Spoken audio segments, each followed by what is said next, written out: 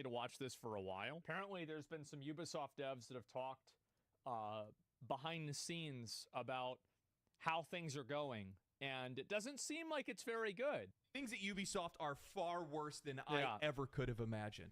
After my last video chronicling the rise and fall of Ubisoft, I had both current and former Ubisoft developers reach out for comment. Of course they did. Today, what we're going to be doing is we're going to be talking about the issues that the studios face today from the perspective of their own employees. Everything from Me Too movement allegations to agenda-driven content. Well, it wasn't a Me Too movement allegation. Ubisoft went through an entire lawsuit process because of that.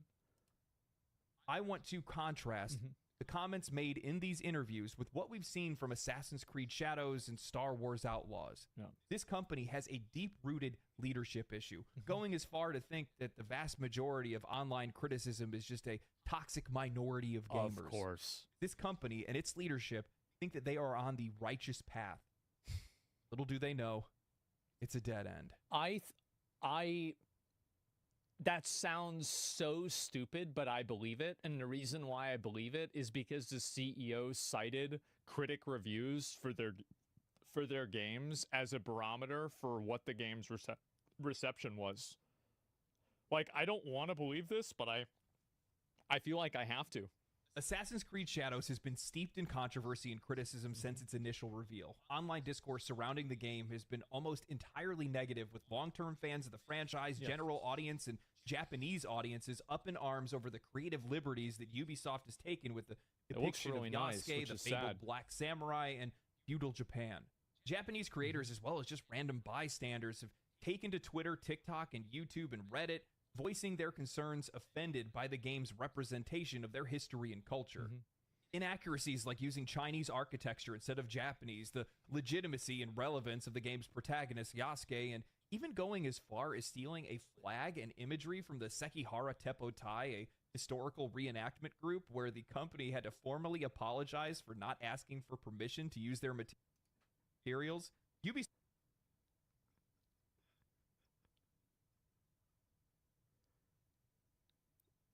White people just never stop colonizing. It's just what we do. Yeah, bro, we just can't help ourselves. We just can't stop. Just can't. We have to keep doing it. Ubisoft's adventure into Japanese history has been a complete disaster, and it's only going to get worse. Yeah. On September 11th of 2024, an article was penned by the New York Times titled "The Fight Over a Black Samurai in Assassin's Creed." The writer, Zachary Small, misrepresents the controversy and player concerns as merely those of a toxic minority of angry Western gamers, and the entire time he fixates on the race of Yasuke and not the broader implications at play in Ubisoft's mishandling and the frank disrespect for Japanese culture and history. This article was a collaboration between Ubisoft and the New York Times in an attempt to redirect the discussions surrounding Assassin's Creed Shadows and minimize the feedback. The writer spoke with Kazuma Hashimoto, a consultant and translator for the games industry, later to be found out to be an employee of Sweet Baby Incorporated that did consultant work for Ubisoft. But there's no bias, there's no agenda here at all, guys. Yeah, they're just reporting the facts. Hashimoto claimed that it was people in the West who were upset with seeing Yasuke as a samurai, and that many of the online negative comments were written in Japanese, appeared to be roughly translated from English. True. Actually true. And this is what journalists excel at. Journalists excel at telling half-truths, but focusing on the lie. Hand-waving the increasingly loud and valid concerns of the Japanese, asserting that it's all made-up outrage. Nothing more than the gamers' war against DEI or inclusivity in video games. I find it all too poetic and predictable for a AAA publisher to brush off player concerns and use their connections in the media to try to steer public discourse and sentiment into a favorable direction. All of these claims made by the New York Times, as well as other writers, are patently false. You can see the problem is that I think this is a big issue, is that like traditional like print media is losing a lot of its relevance, and I think it's accelerating that loss. And I think that really like they're getting eaten from like so many different perspectives. Like, for example, people's literacy levels and ability to read information, I think, is going down. Like, people are just bad at reading now. They can't read. And not only can they not read, but even if they could read, they don't have the attention span if to even want to read. So basically, they don't give a shit. Kids barely speak nowadays. Exactly. So you have like a lower amount of people that you can reach fundamentally, right? Because of that.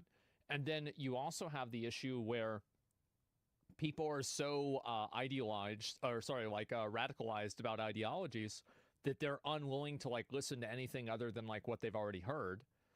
And I think that you put all of these problems together, and guess what you have? You have an audience of people, and then also, of course, like the media is, of course, like misrepresenting things. And I think that also one of the big problems the internet has presented for the media is that, like, you know, in the year 1985, the channels of broadcast were very limited. And so you couldn't really have a real contrary opinion because so many of these channels were monopolized by billion-dollar forces.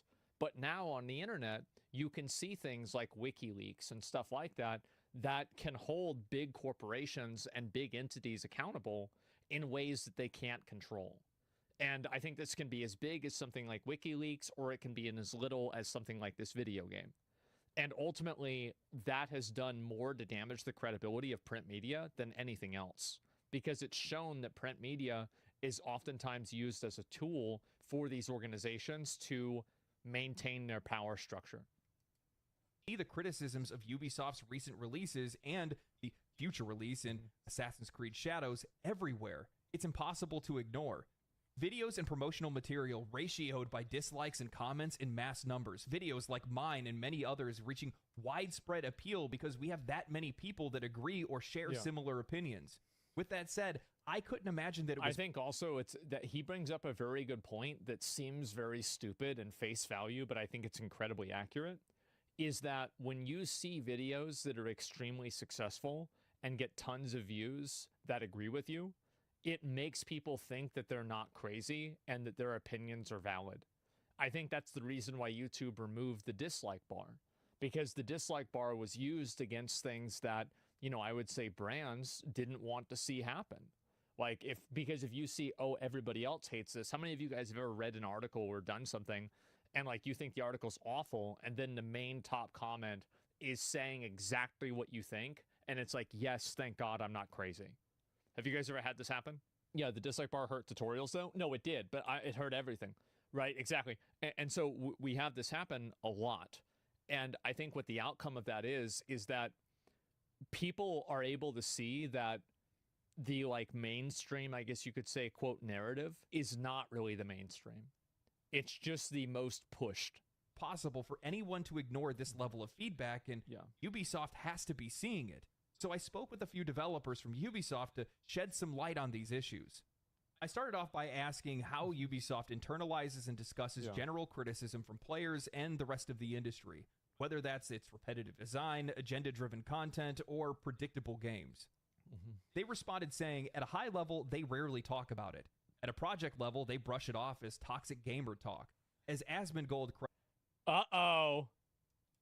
correctly pointed out in a video of his, Ubisoft is filled with toxic positivity that prevents any growth. How about that? How about that? That's crazy. People always wonder, why is it that everybody watches me? This is the reason why. It's because I've been fucking right. Yeah, I've been right. That's why. And also, by the way, I don't think that I'm being totally honest. I actually don't think that I'm like incredibly intelligent. But what I think that I do have is I have an insanely good memory, and I can make decisions on things based off of more factors than the average person can. And because of that, if I see something like this, I can think of more things in the past, like, oh yeah, this other thing. I put all that together, and I'm like, yeah, this makes sense. But this is why people watch the videos. Ego going up? It is, absolutely, but I was right. I then asked, what about the Japanese community's backlash over Assassin's Creed Shadows? It's obvious that they haven't done their research, and even the smallest details are going to be noticed by a culture that's as proud as the Japanese. They responded by saying that the criticisms haven't been talked about, and they've only issued demands that we mustn't engage with discussion on that topic publicly. Just don't talk about it. Problem solved. Meaning everything that we've set up into this point, all the criticism that we've had over the years for Ubisoft games, even that of the industry itself, has fallen on deaf ears. I don't know if it's sad or if it's somewhat, it's somewhat cathartic to have that validated. I mean, it's the main complaint. Well, it's obvious. I mean, again, like, you don't have to be a fucking genius to admit this or to acknowledge this. I feel like, again, you know, in the land of the blind, the one-eyed man is king. I feel like that's how I feel a lot of times saying this stuff. I don't think this is any sort of fucking revelation. This isn't any sort of like, wow, this is some divine insight that's brought to me in a dream. No, it's common fucking sense this would happen. Of course. That the vast majority of gamers have had over the years, which is that these companies aren't listening to us. And in this case, I have developers that are telling me, yeah, they're not listening to you. Of course. One, because they don't want to take criticism, and two, because they don't know how to differentiate bad from good criticism. Of course. I think this is my patented catchphrase by now, but when you have this much negative discourse surrounding your games, you need to be listening, regardless of whether or not it's good or bad feedback in your eyes, regardless if you align with these people's political beliefs or social political beliefs. This is a problem that a lot of artists have, and it's a problem that I think that artists that are trying to exist in a commercial space have, because a lot of artists believe in the moral good of whatever art they're making. Like, very few artists believe that they're actually like morally bad people. And so because they think that they're doing a good thing, well, they view anybody who's criticizing them as a morally bad person. I think that's what happens the most. Is it arrogance? Well, it's arrogance, but like it's a simplification. What I'm saying is that artists view their art as a expression of themselves. And in the process of them feeling it like an expression of themselves, they take criticism against it personally, and it's why they have a harder time listening to feedback and criticism. Whatever it might be. None of that matters. When you have your games on fire as much as Ubisoft games have been lately, you need to put those fires out somehow. And the only way that you can do that is by listening to them. Yeah, of course. And implementing whatever feedback you possibly can into your games to make them better. Regardless, the other thing is, I'm sorry. I am disgusted by the blatant, feigned virtue over how much they care about Japanese culture and history. I'm sorry. You are bastardizing Japanese culture and history for profit. That, as I said, bro, like, we're white people, right? This is what we do. We take over somebody's culture, we change it, and then we say, thank God for us. We've saved you. We've saved you from yourselves. This is what we do. We've been doing it for a really long time, and it's just happening again. It's what you're trying to do here. You're not trying to make a history piece. We know that it's loosely based on, very loosely based on Japanese culture and history. Look at you guys. You put out a Torigate figurine, a half Torigate figurine with your characters on it, without knowing the cultural relevance of the half Torigate. After got destroyed in World War II. Hiroshima and Nagasaki? Do you have any idea what that means to these people? They use Tectone as a consultant for this. What's wrong with you? At the end of the day, it all comes down to leadership. It's actually very easy to understand what's wrong with them. There are people that are bored. They have a tremendous sense of internalized guilt, and they think by doing this kind of stuff, they're being a good person.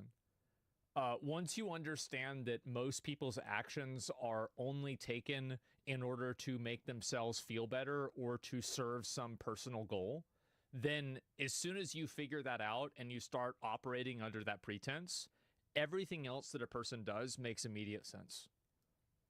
Pepega, I'm helping. Yeah, exactly. It's self-righteousness. Exactly it is.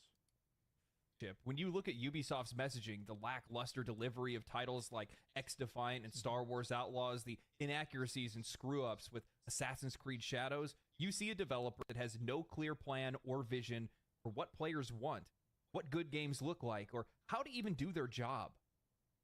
I took the time to talk to the Ubisoft developers about workplace culture, about the initiative that they've taken for diversity hiring, and what happens behind the scenes at Ubisoft. And it's wild to see how accurate some of the assumptions that have been made by myself and others. Now, continuing my conversation with one of the developers, I wanted to find more about the workplace structure and management. And seeing as though the company has had initiatives that have been put in place to make the workplace a little bit more diverse, I asked, what benefits have you seen? Is there more diversity in thought, or is it creating a more one-sided environment? They said that so far the initiative hasn't had any impact on the team that I'm a part of. However, it's clear that some topics are taboo. Right. What happened is now that people end up in a meeting with HR for trivial stuff, not adding smiley faces to a message or adding an exclamation point at the end of a message because some people are reporting it for harassment. I could easily believe this. 100%. Yeah, for sure. One of the things that wasn't in your video is that Ubisoft had some controversy during the Me Too period, letting go of a manager in high positions, and some left on their own because they knew they'd be discovered. I then asked, what was the impact of this in the workplace? They responded by saying the editorial direction and overall mindset shifted from the boys club to safe content, reaching for... Is this a video about Blizzard or Ubisoft?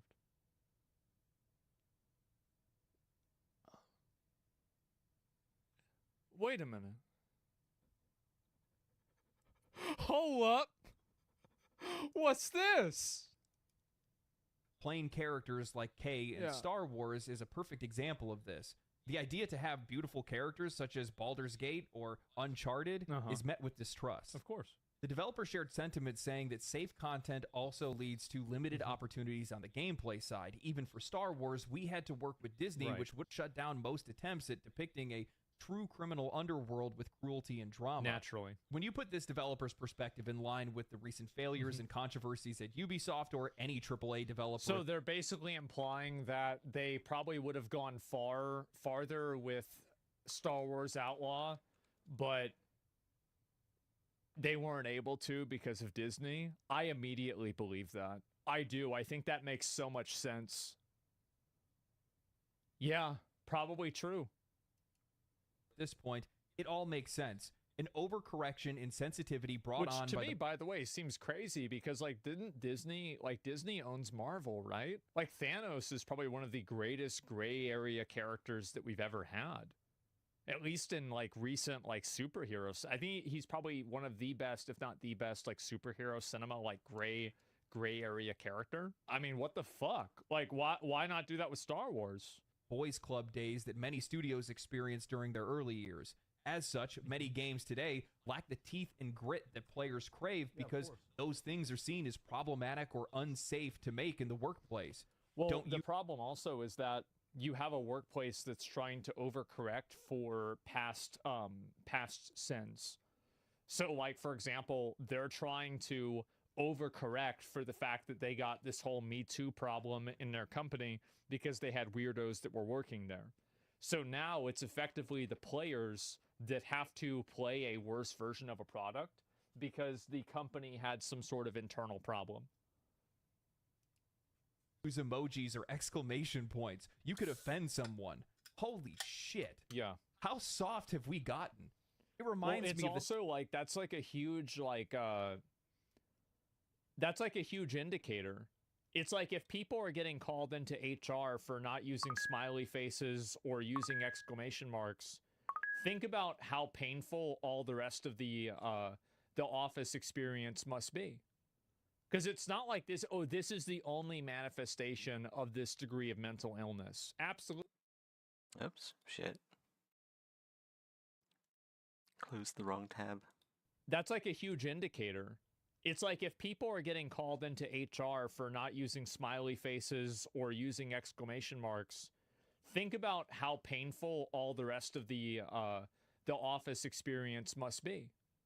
Because it's not like this, oh, this is the only manifestation of this degree of mental illness. Absolutely not. It's probably everywhere.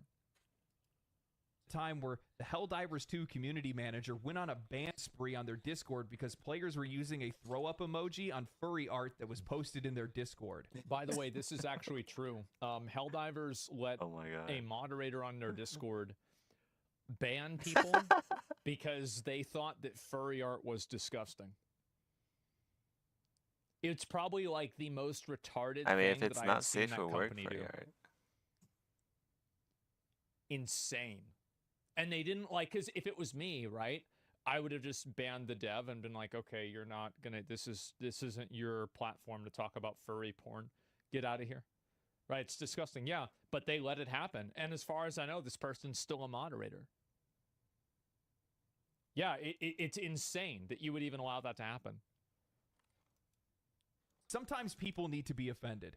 While I'm going to try to resist the pull yourself up by your bootstraps tirade, friction Well, on the some... problem, I think here's the problem. The problem is that there's a lot of reasonable people who try to meet people like that in the middle, and they try to be reasonable with them.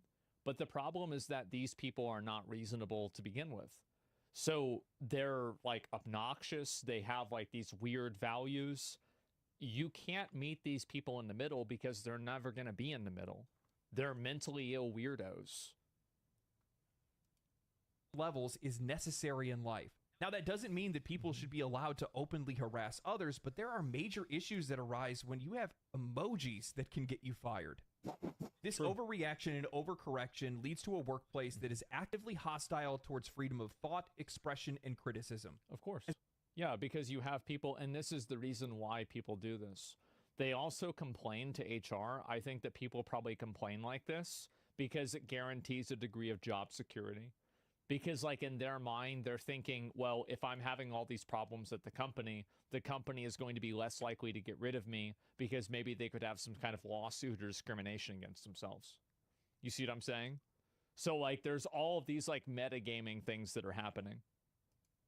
As one of the interviewees mentioned earlier, they noticed a culture of toxic positivity. From my perspective, toxic positivity is fake people saying fake things, and in the case of Ubisoft, making fake products. Nobody wants to live their entire life being terrified that someone is going to misunderstand them. Yeah. And when you're at a studio like Ubisoft and you're not even allowed to make characters attractive, otherwise it might upset people at the studio, you have a problem. Mm-hmm. This culture of fear and forced uniformity stifles... Well, the problem, so like here's a good example of it, right? Is if like they want to add in a, like the character, like they want to add in like a trans character to the game. Like let's say you want to add in trans character, okay? How do you think it sounds and how do you think it's received in the office with people that are trying to push this kind of stuff when you say no? Think about that. Now you're the bad guy. Now you're the one who is like, now you're transphobic. And these people can risk losing their job. Now you're anti-LGBT. Yeah, exactly. So there's a ton of pressure on people. So once this stuff starts getting put into the game, there's no way that these companies can push back against it because everybody is afraid of getting fired or being mislabeled because they think it's not appropriate for a game. I don't feel safe. Yeah, exactly. Now you're not being inclusive. Exactly. So you can easily see how this happens, and it's like basically the problem is only allowed to get worse, and if you try to make it better, you get fired. Creativity, innovation. It's no wonder that Ubisoft is struggling to produce anything of real substance when their own developers are walking on eggshells, more worried about HR complaints than creating groundbreaking games. And you shouldn't also get mad at the developers for not wanting to do that. I mean, these guys, a lot of them have been working in the industry for 10 years.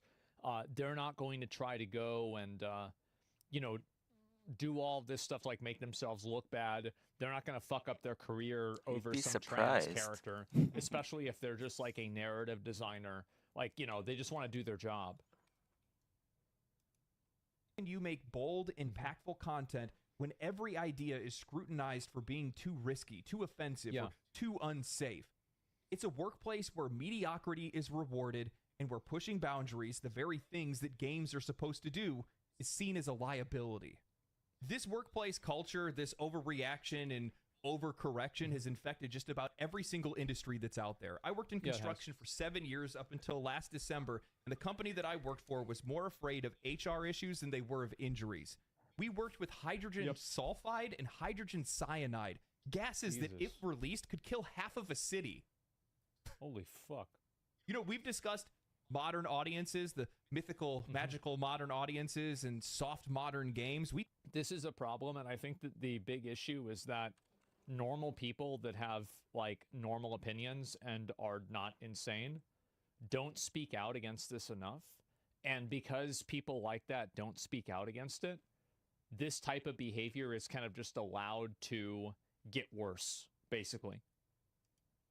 found the audience is the people that are running these companies nowadays. You have folks that are walking like around average on people don't push back eggshells, enough on afraid it. to say anything. Anecdotal, but just like a few weeks ago or a month ago or so, I remember I was live streaming, and instinctively I said something was retarded. Yeah. I'm a millennial. We all grew up saying it. It's a product of my upbringing. Say what you will. I didn't say it consciously. It just came out. And one of my chatters pops up and says, "How often do you say that word?" I banned the fuck out of them. Get Fuck the off. fuck. Get the fuck- fucking exactly. Wow, a guy that worked in construction used the word retarded. I know some guys in construction. Who doesn't say retarded? They use a lot of other words besides retarded. Yeah, get the fuck out. Like, what do you mean? How often do I use the word? I use it all the time. Yeah, least offensive construction worker. Yeah, exactly. They're freaks. Like, yeah, well, and more than just being freaks, they're freaks that want to tell you what to do. And I think that's the fundamental problem with it. I don't want to be told what to do. Don't tell me what to say. Don't tell me what not to say. Don't tell me what I'm allowed to have an opinion on. No. Like, I'm going to talk and say how I want. That's it. If people don't like it, now I can't break the terms of service of the website. But other than that, I say whatever the hell I want. Classic retards. What do you expect? Yep. Fuck out of here with that. Are you kidding me? Exactly. People that are out there that are Yes. waiting, prepared to be offended. I'm sick of it. As if you're accountable to them. As if you have to explain something to them. You cannot have workplaces that are out there where every single thing that you say, you have to watch every word that comes out of Yeah. your mouth. Otherwise, it could be your livelihood. And I'm not. And that's what happens, right? I feel like right now, like you're seeing like a huge backlash from that, because from like I would say 2018 to 2022, 2023, this was extremely common. And now it's becoming less and less common, and culturally I think that people are becoming more aware of how ridiculous it is and the tone policing and control.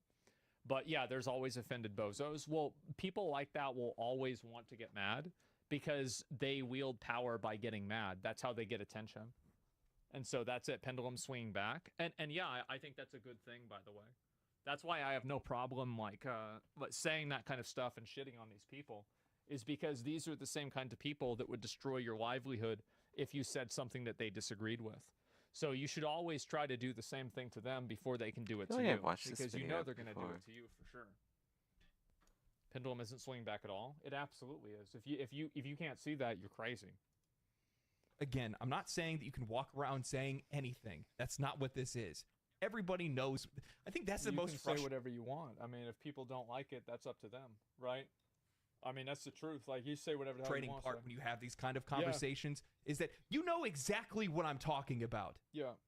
You know exactly what I'm talking about. But Absolutely. the intellectual dishonesty around this kind of thing is just, it's fucking mind-boggling. We have workplace environments that actively work against any type of creative or constructive criticism. That's how you get games like this. This is how games and products are being ruined over time, is because That's a good nobody's thing. allowed Means to less criticize things competition for properly. me. You have places, you have people in the Those workplace. that- entertaining pussies. Yeah, that's the problem. Is that, and this is a big They issue need to that I keep it think up a so I lot can of make people millions, billions have, is in that the they future. try to be reasonable with unreasonable people. When you try to reason with an unreasonable person, compromising with them makes you unreasonable. Never give any ground to a person who's being unreasonable. Never stop and explain things to them. Never try. No, there's no reason. The equation doesn't work. Yeah. Never allow an unreasonable person to have any control in something. They're like, I don't think that these characters are going to be received well down. by the fans, but they're not allowed to say anything about it. They can't say it's not hot enough. It's not masculine enough. They can't say that because it's problematic to say so. Yeah, of course. Tame and safe are the antonyms of exciting and daring. Baldur's Gate 3. Well, people don't want to have something that feels like it's created with training wheels on it. That's the problem, is that people don't like art if they feel like the art is inauthentic. And I think that games coming out now feel extremely inauthentic. That's why Baldur's Gate 3 can have pronouns and trans stuff and gay themes and all of that, and nobody gives a shit. It's because the problem was never actually the content. It was the way the content was delivered in the game. Was exciting and daring. Star Wars Outlaws. Tame and safe. Yeah, of course. Whether it's their poor job at representing Japan or the trailers of Assassin's Creed, there are clearly levels of incompetency at work. As many players have pointed out in the game trailers, the promotional materials that are meant to sell the game, you can see frame rate issues, texture issues, poor collision detection, weapons clipping through characters, and more. Controversies aside, this game doesn't look like it's ready for launch. Change about ZBrush, what would it its be? developer just recently came out. Yeah, they agreed with us. Canceled their appearance at Tokyo Game Show and announced that the game would be delayed until February. Along with the delay, Ubisoft CEO recently issued a memo to their employees that ended up getting user leaked interface publicly, and it changes showed that just could how be out nice. of touch this company is with their players. Rather than acknowledging their real missteps, they're clinging to critic scores, pointing out Star Wars Outlaws had a solid 76 on Metacritic. Oh, I didn't know that you were trying to sell the game to game reviewers. That just, how can you be so fucking stupid? When I read that, I was like, I can't believe it. You're actually listening to reviewers over players? How can you do this? What's wrong with you? Are you insane?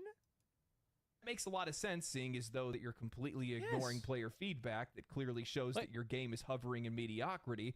Even worse, they believe that Black Friday sales are somehow going to magically What about turn you, Z? things You work around, in ZBrush, not right? realizing that You also no do some amount of ZBrush discounting stuff. will make up for a product that fundamentally misses the mark and nobody's interested in. What would you change The about memo ZBrush? There's never been a time where making the game cheaper makes the game popular. That's not how it works. Like for instance, what I People mean will by spend UI the money changes. on the game if the game.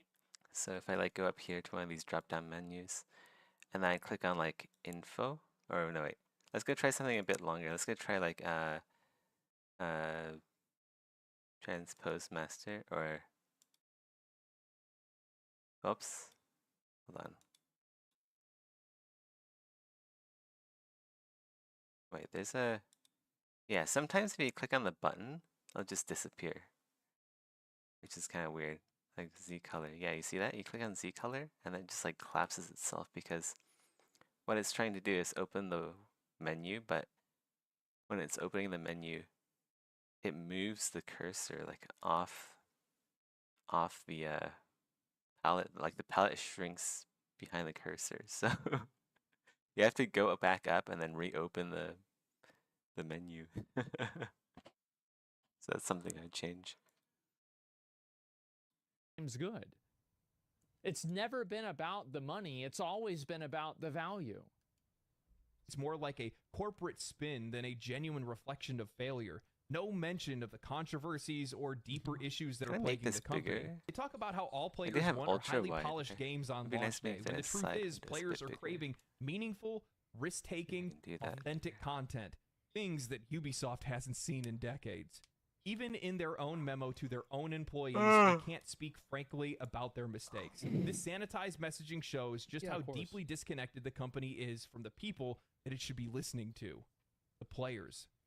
Interested in the perspective of the employee. This is the thing that a lot of game studios are starting to realize, is that a game studio An easier way to has manage rely on a middleman insert in order to brushes communicate would with be their nice as audience. well.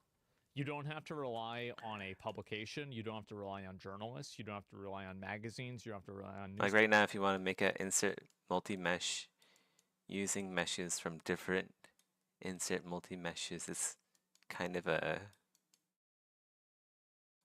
a bit of a journey to do that. Papers.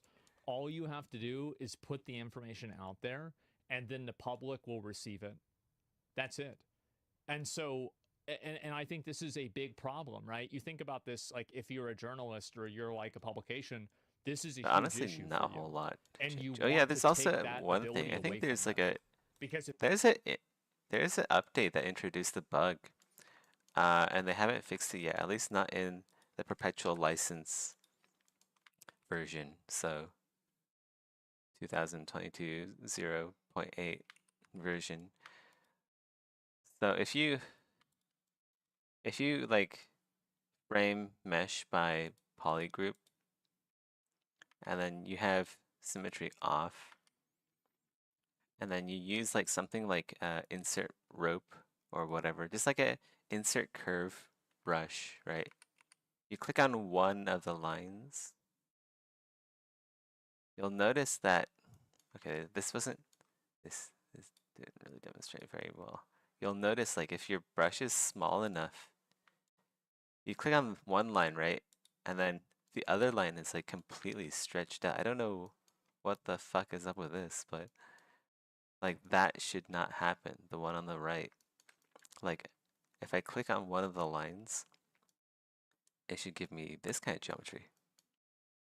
Not this weird stretched out geometry. Either that or I'm like using insert meshes wrong. But I feel like this is a bug. I feel like that's not supposed to happen.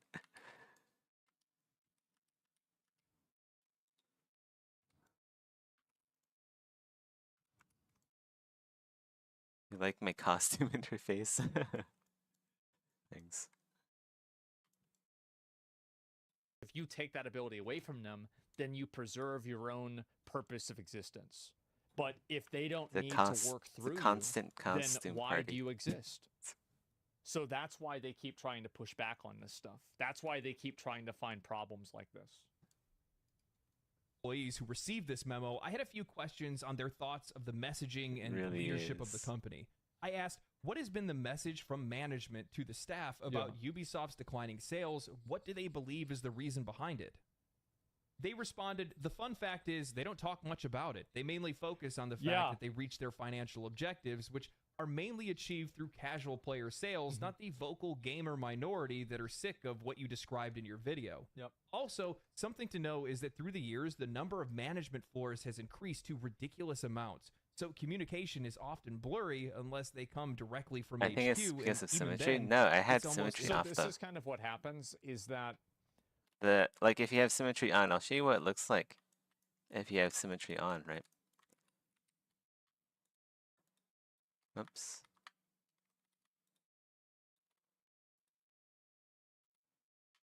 So symmetry on, and then we have insert rope again.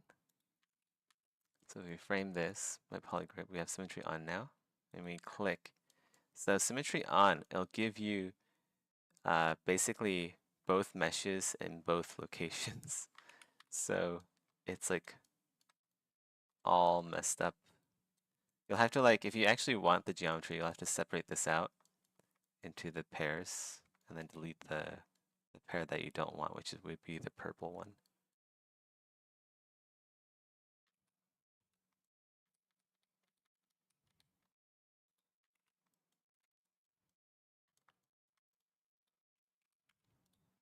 I think that like with games, it takes a while for like a company's reputation to be like fully eroded. And like for Ubisoft, for example, I think that like this reputation has been eroded with like, let's say Skull and Bones, or I think there was a game before then, I don't remember which one was, Prince of Persia. And like the reputation isn't really damaged like immediately. It's something that has like a ripple effect. And so it didn't happen and it didn't really affect them until really Star Wars Outlaws, because they came out and they said that Star Wars Outlaws didn't sell very well. So it's very clear that the idea that there's like a big casual audience that doesn't care about any of these problems, it's very obvious that this is true, but it's also very obvious that this is not always true.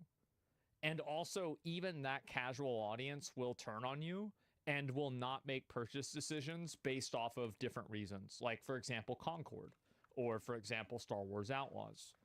Is that, yes, you can rely on them to an extent, but that extent becomes smaller every single day. Entirely corpo bullshit that isn't useful in the end. Yeah.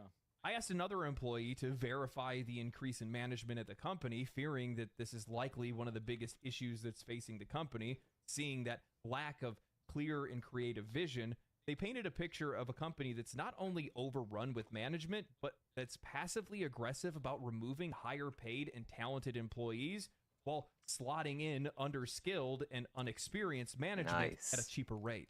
The crazy thing about get that rid of the is that this is experience something that happens to seemingly makes every it company easier for me nowadays. to make a good game. And Like, have this isn't even a less Ubisoft problem, this competition. is just a Corpa problem. They claim that Ubisoft as an employer shows little Yeah. regard for Keep their firing those developers. What experienced happens in devs. practice is that It's they a good thing essentially for push me. out senior engineers, promoting junior engineers to senior roles after just a few years of experience, oftentimes with experience in just one engine. Meanwhile, experienced developers with far broader skill sets are being overlooked. You don't like where This the alpha constant is? cycle of Oh, you mean turnover like in with here? inexperienced leaders leads to noticeable drops in quality, Or- with Yeah. bugs appearing in their games. The passionate, dedicated Or like developers the leave, while menu up those who are here. just going through the motions stay behind. This doesn't just affect the technical quality of their games, but also impacts the design and creativity. Yeah, of For course. instance, you'll find designers working on FPS mechanics who have never played an FPS game before.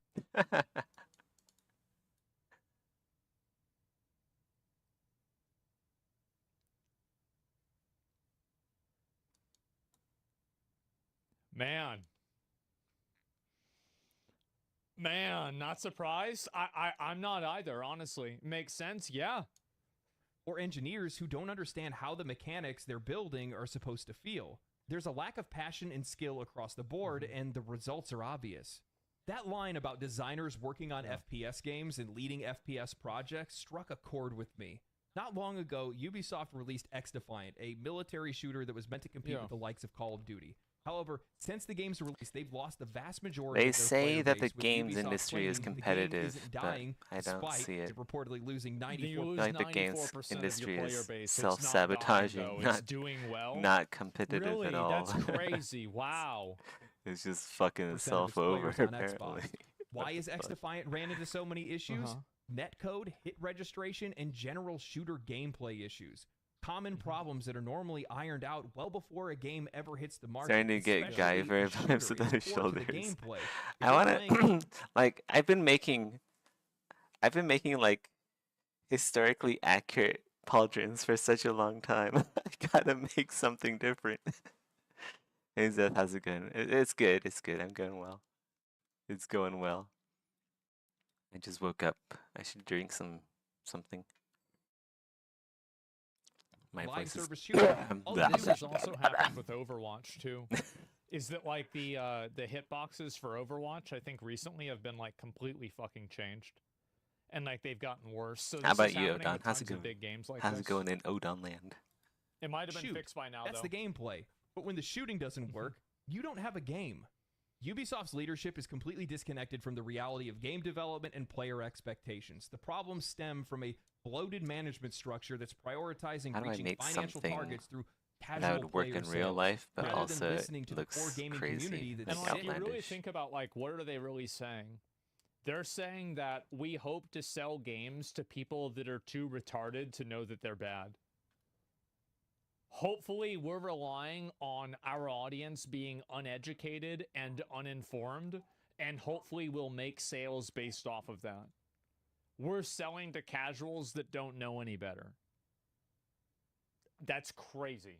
They Oh, do? cool. They didn't. If they were actually doing that, see, here's the thing. Blizzard does that. Blizzard does that because Diablo 4, at the end of the day, is a great game for casual dads. It is amazing for your casual dad with fucking 5 jobs, 3 wives, and 10 kids. But the problem is that Ubisoft isn't doing that. That's the issue. Of their tired formulas. Even their own developers are frustrated as they watch as talented senior engineers are pushed out of the studios and inexperienced juniors are promoted far too quickly, leading to a noticeable drop in quality. It's no wonder their games are riddled with bugs and lack any real innovation. This company is more focused on appearances rather than creating meaningful, engaging content. I think that's actually a really good point. Is Nice. There's a lot of content nowadays, and I think this is true Stir-fry also sounds with like pretty content good. creation.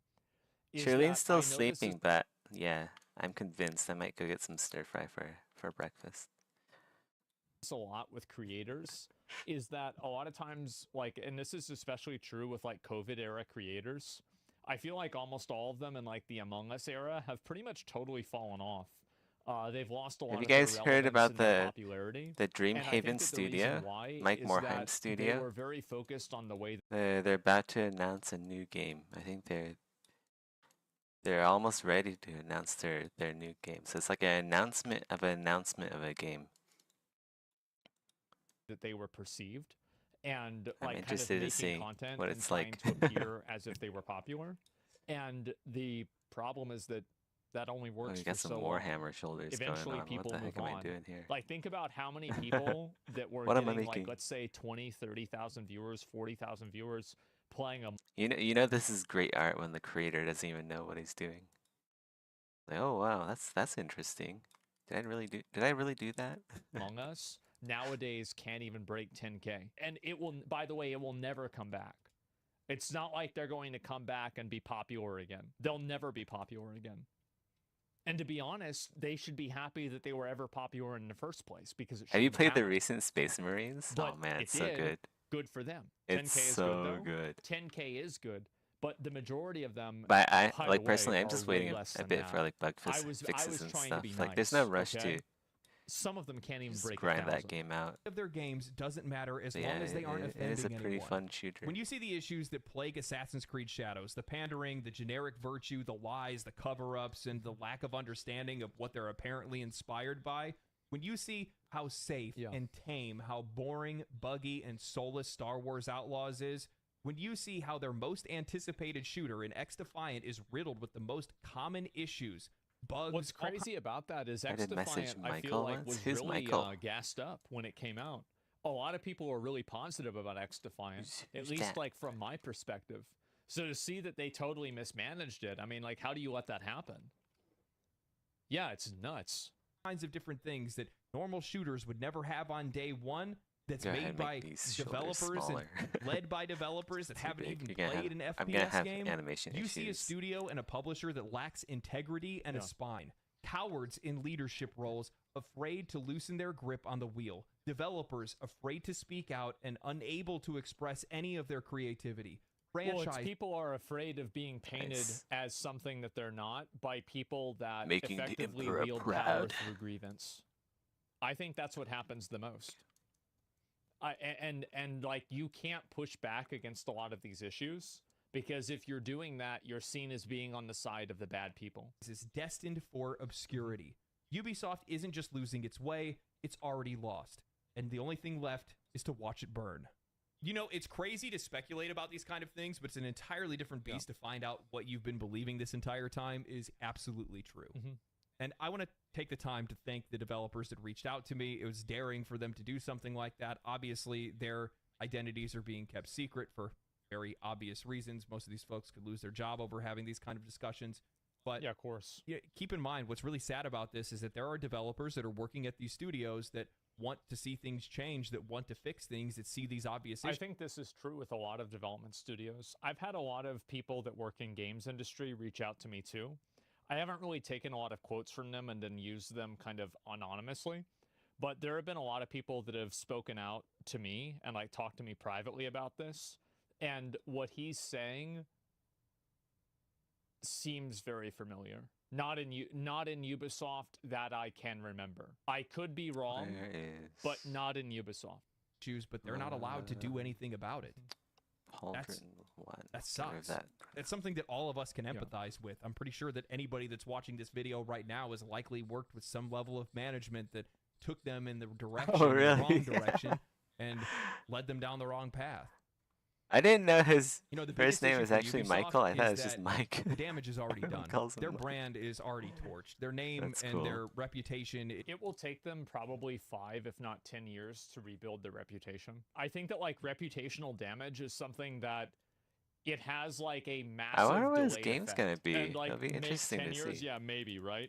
Is in Like, you know, I actually haven't really been, I haven't been applying to any like AAA studios. Like, I see all these massive, big names just like leave the industry, like leave the AAA space and go, and they go and form their own studio. And I'm like, okay, so if these people are leaving and they're going into indie, then why do I want a job in the industry when I can just go and skip out that middle part of joining AAA and then leaving AAA? Why don't I just like go into indie? Like that's what I've been doing personally. shambles by now. It's like what I said before, right? Build 100 There's a bridges, problem that's not been suck solved one in the dick, latest version. you're not You a use bridge builder, gizmo you're a dick modifiers and sucker. transpose. And the reality press is like reputation matters pose. a lot. Oh, you And can't use bringing out- and gizmo in also, by the transpose way, master? The Ubisoft I haven't sucked tried that. 100 That's dicks kinda and they scary. built one bridge. Okay. That's the problem.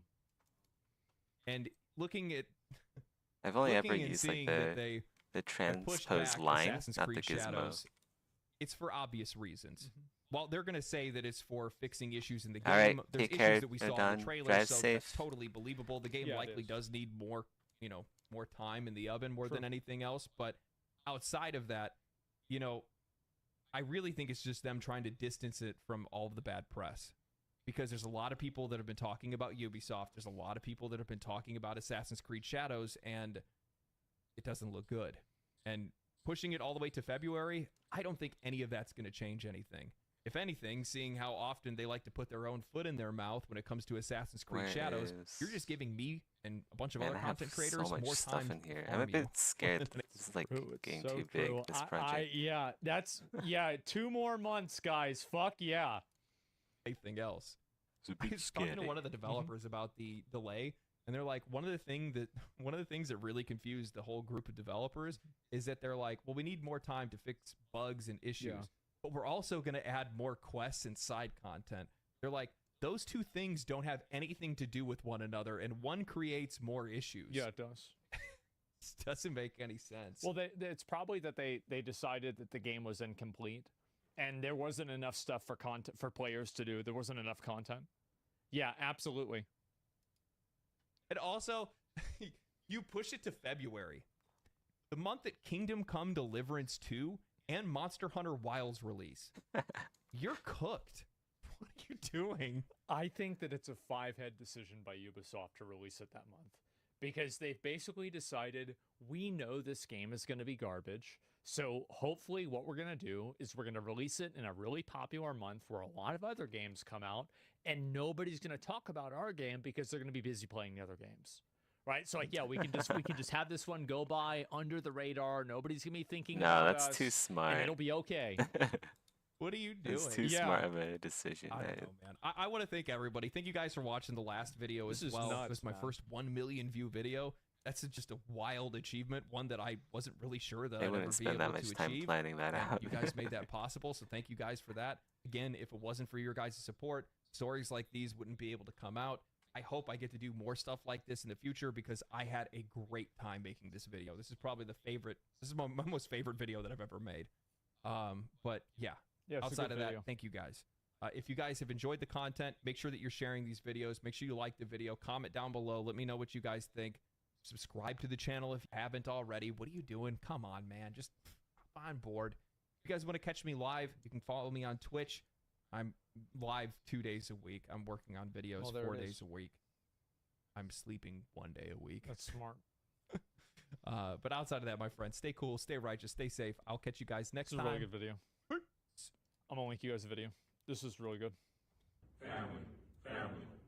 Look up Ubisoft Avatar: Tears of Pandora. CD Projekt Red was in a bad spot. Yeah, it took them a long time to like get out of that, and even now, I think that people are going to be apprehensive about buying Witcher 4. I absolutely think so. So yeah, there's the video. Give it a like. Talk to the Ubisoft devs. It's far worse than we thought. What a fucking surprise. I think that, by the way, it's crazy because of like half of what he was saying, I think is like kind of exclusive to Ubisoft and like probably other companies like Blizzard, for example.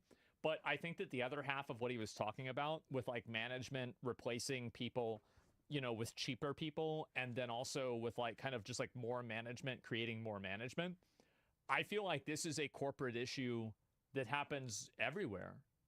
Like it happens all over the place. Yeah, it's way more widespread. Exactly, it is. And I think that's what's going to keep happening. Japanese are Yeah, can't wait especially for Witcher angry with 4. Ubisoft. I'm excited for the game too. I'm gonna Yeah, have to play Witcher I saw 3 that first too. and get through everything. I never actually finished the game, but there's the video right there. And widespread issue. Yeah, I think It's kind of annoying. I think it'd be kind of annoying to be a Japanese person recently. Like you think about all those like dumbass content creators who go over to Japan and they're like, remember that one black dude who's like, uh, Nagasaki, Hiroshima. Remember that guy? Whoever that asshole was. And then before then, you had like Jake Paul with, or Logan Jake. I don't know, one of them. One of those dudes. He was like chilling out in the forest, the suicide forest, taking photos of dead Japanese people. Yeah, that's. And now you have Ubisoft. I would also be xenophobic as a country if shit like that kept happening. so. It's a combination of both work culture clashing and then making worse products. Thanks for watching, Matt. Yeah, of course. Like, I'm feeling like I think that these issues are probably going to, like, if I look at this now, it seems like it's slightly recovered after going almost under $2. So this is 5 days. It's doing a little bit better. A little bit better. All right. Yep, there we go. Should have bought the dip. I guess so, guys. About the tip. Yeah, that's not the right stock. It is the right stock. It's an indicator. Yeah, of the it was stock. going We're back looking up a at bit. a sample size. I Buy the dip. understand Buy you the might be dip. trying to be smart, but you're not. Diamond What's really hands gonna for happen is Ubisoft. I bet probably I could see this going up continuously until the next update that they provide. I think that's probably what's going to happen. Is that people are going to like hope that, oh yeah, it's going to get better, and that's it. How can companies get rid of these terrible employees if they're technically doing their job, but they're just awful for the work culture? You just fire them. What do you mean? How do you Fire get rid of these people? It's easy. You just get rid of them. Like there's not, it's not complicated. It's just, yeah, if this person is causing that'd be trouble, this racist. person's If you causing got rid of them, problems, they're that'd be getting mad all the racist. time, then just fucking That'd be get rid of them, racist, right? Stop hiring sexist, them. Yeah, exactly. and For like being transphobic if you hostile got and rid of them. aggressive and shit like that.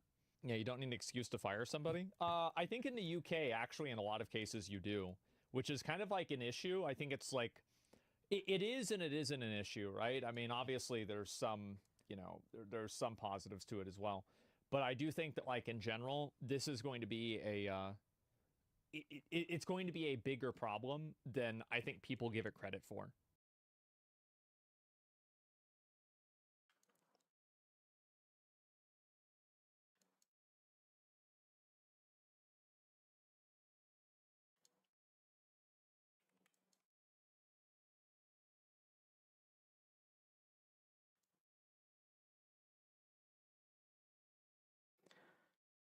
I'm gonna listen to some music and just work. I'll be quiet now.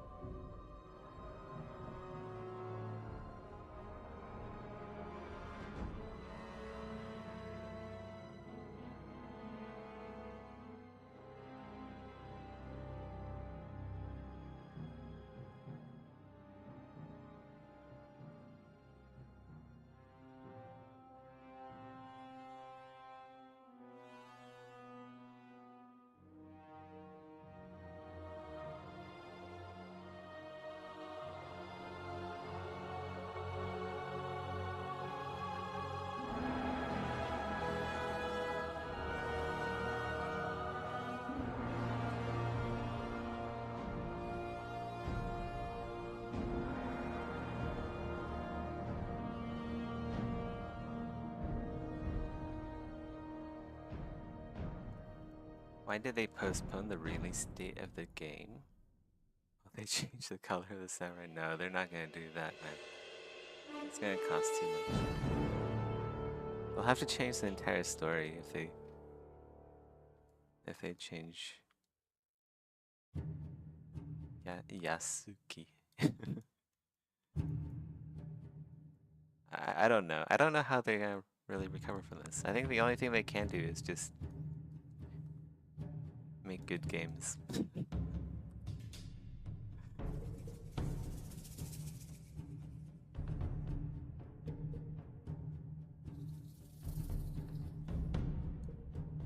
But you know, making good games is hard, especially if you fired all your senior talent, so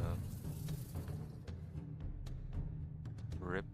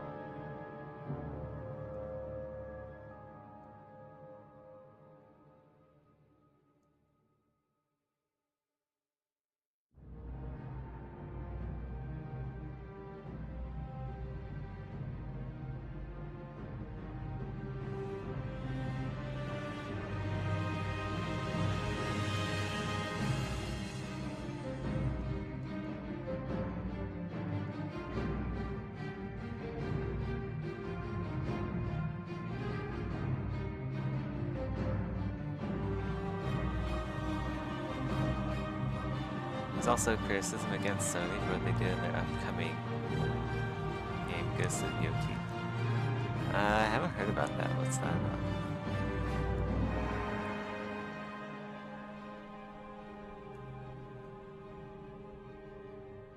I thought people liked Ghost of Yoti, right? Like when it was revealed, people were like, wow, that looks like a good game.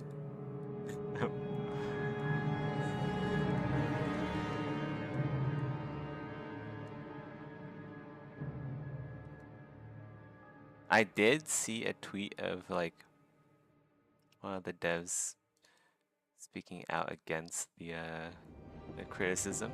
And I was like, wow, that's man, that is some early ass criticism of a game. I'm like, I don't even know what they're criticizing. Like, what's going on? Like, we're not done with Ubisoft yet. Guys, come back. We need to shit on Ubisoft more before we move on to Sony. Jeez.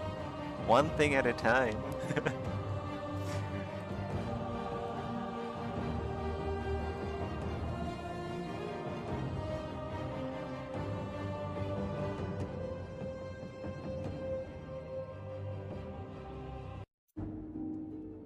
What is up with this music? Oh, okay.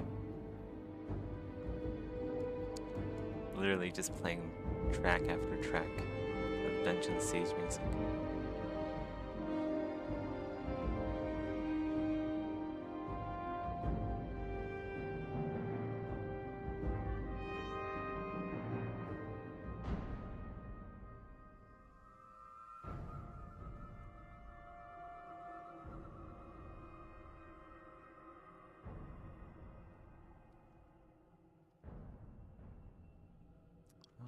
Let's see here.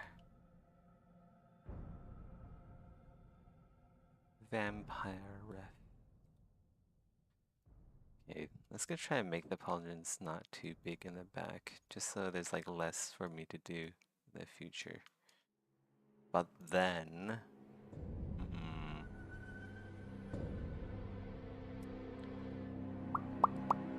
well, yeah, there's also gonna be a backpack here in the back, so man, there's gonna be a lot of moving parts back here. A lot of moving parts.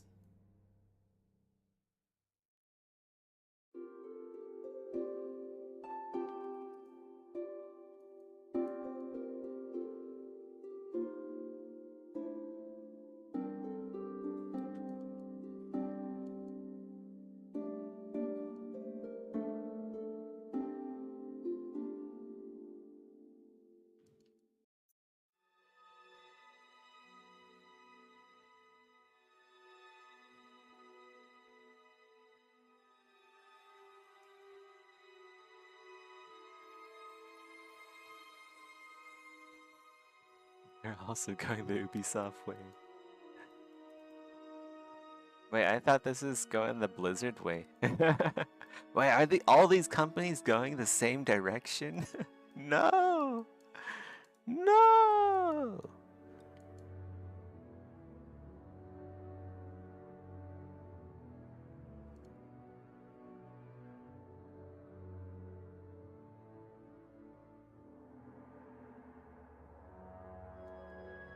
You were supposed to fight the dark side, Anakin, not join them.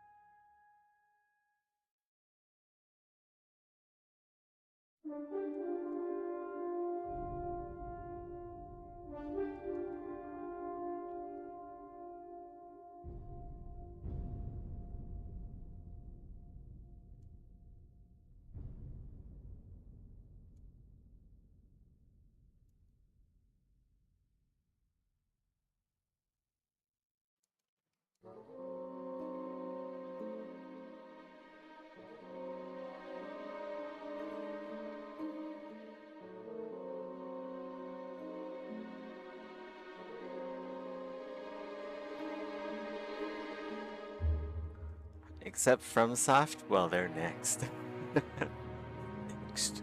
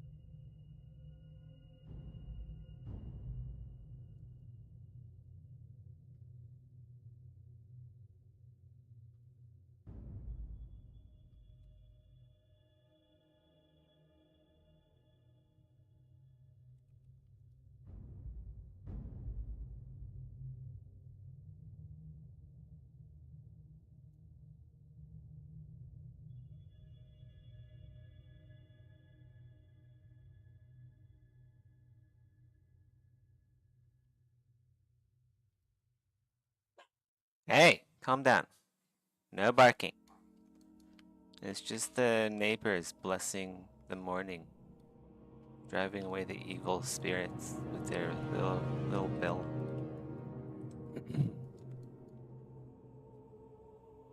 There's an Indian family living nearby, and every day at like around this time, 9 a.m. and also at night too, they like ring a little bell. I think it's like to ward away bad spirits or something. It sounds like Christmas outside.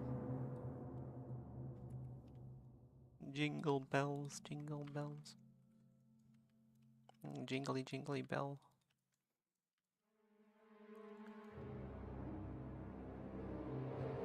Oh, lucky groups.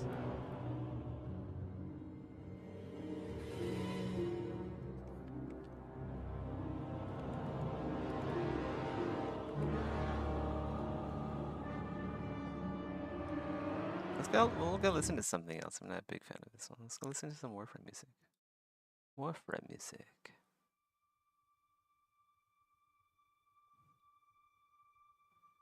Some hype as shit music. Make me work faster.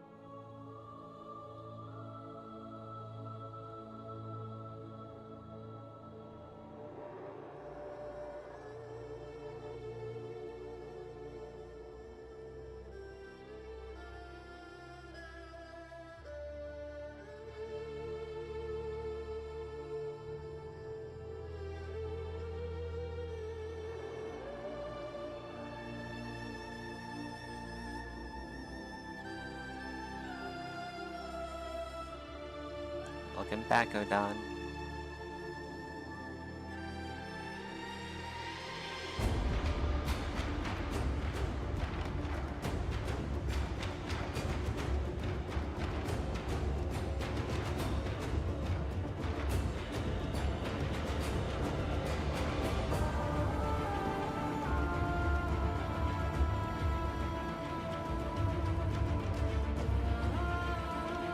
Yes, we do have pauldrons.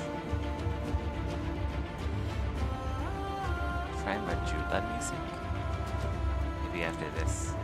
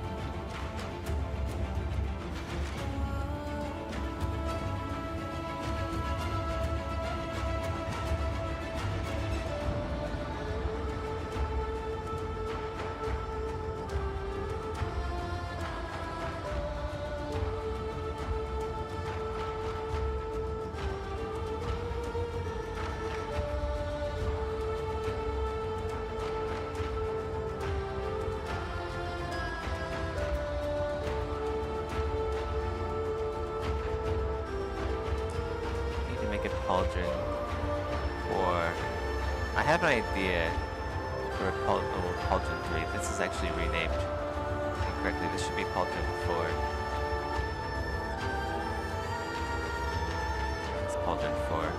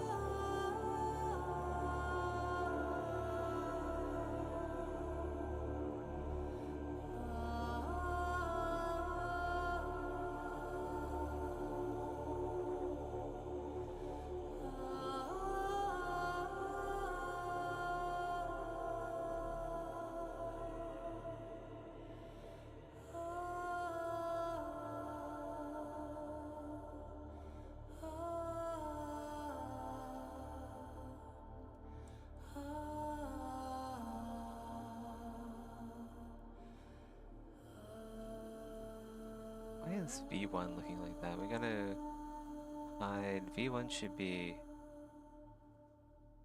not helmet 4. It should be helmet 1. The ponytail.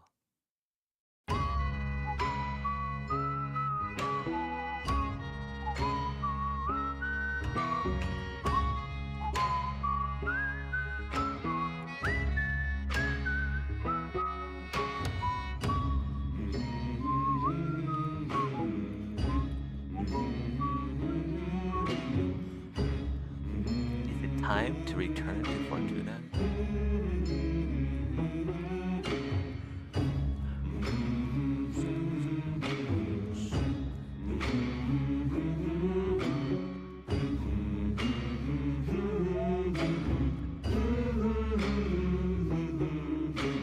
Cold, the air and water flowing hard, the land we call our home.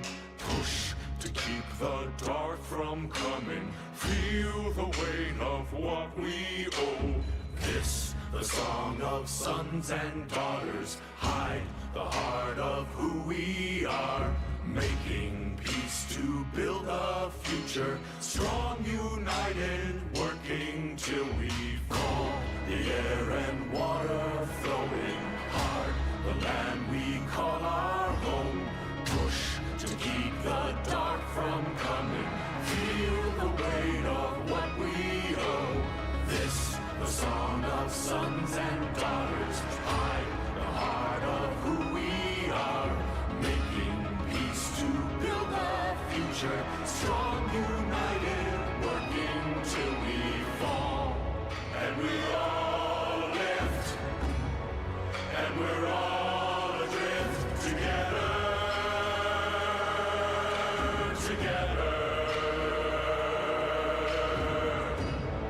Through the cold mist, till we're lifeless together.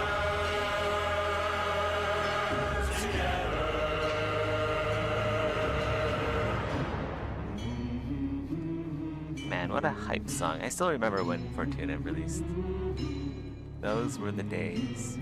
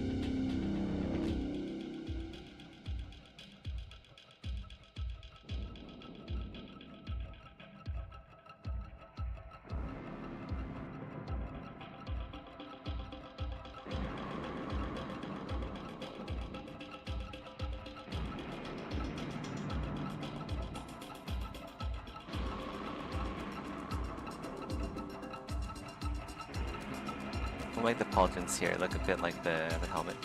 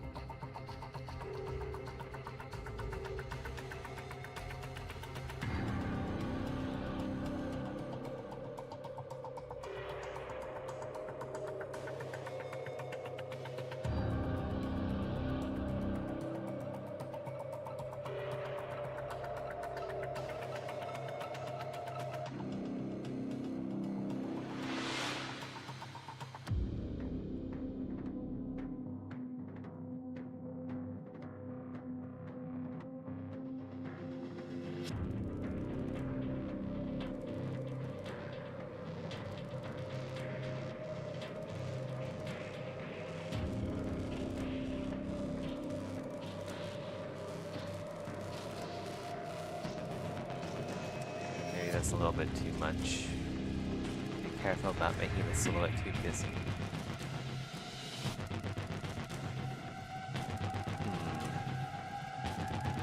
Let's see what I can do though.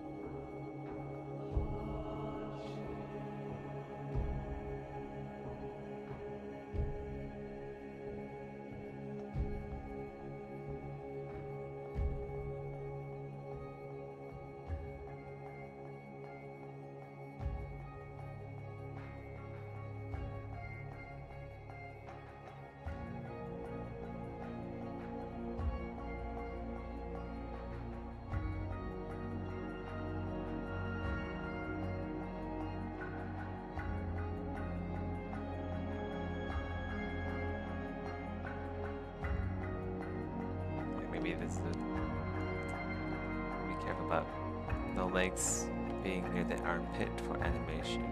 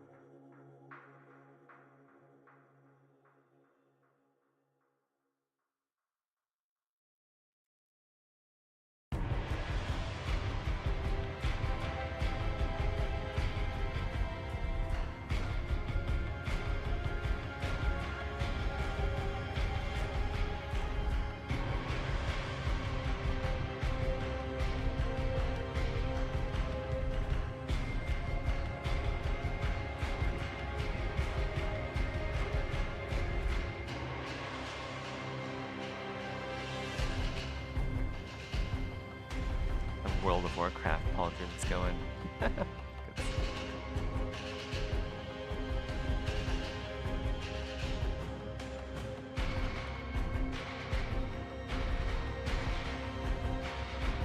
From Warhammer to World of Warcraft.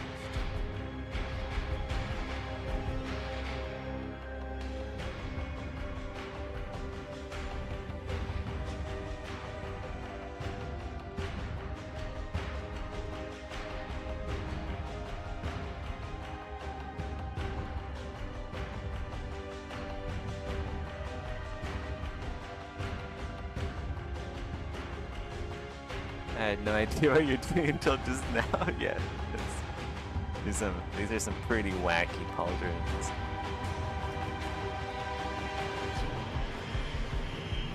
A bit messy right now. I'll clean it up.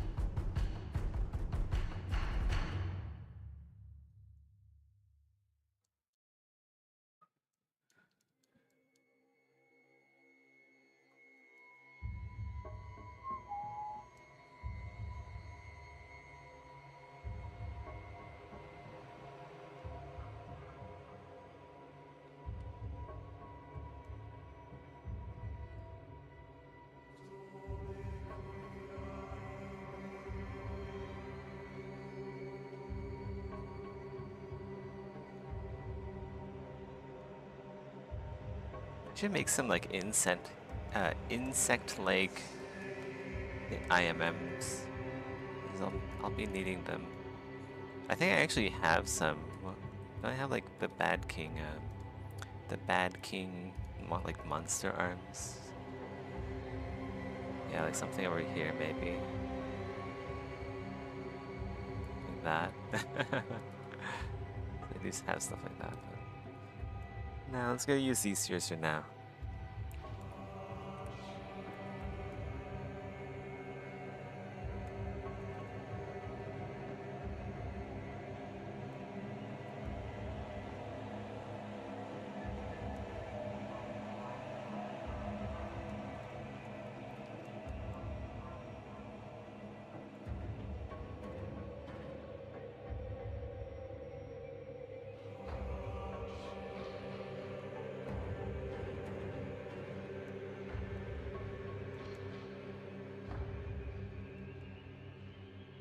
This is a bit too much. It's too much.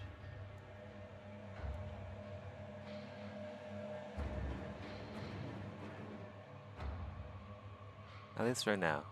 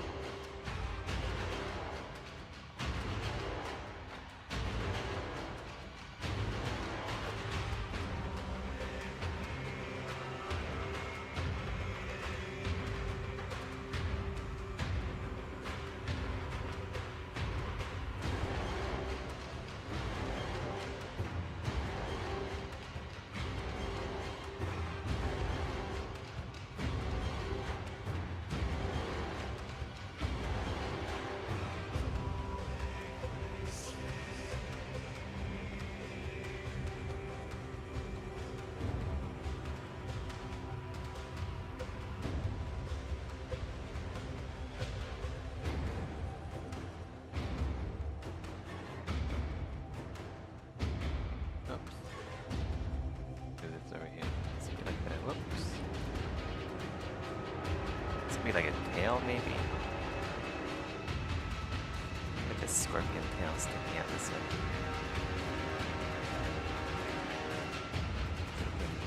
Really wacky.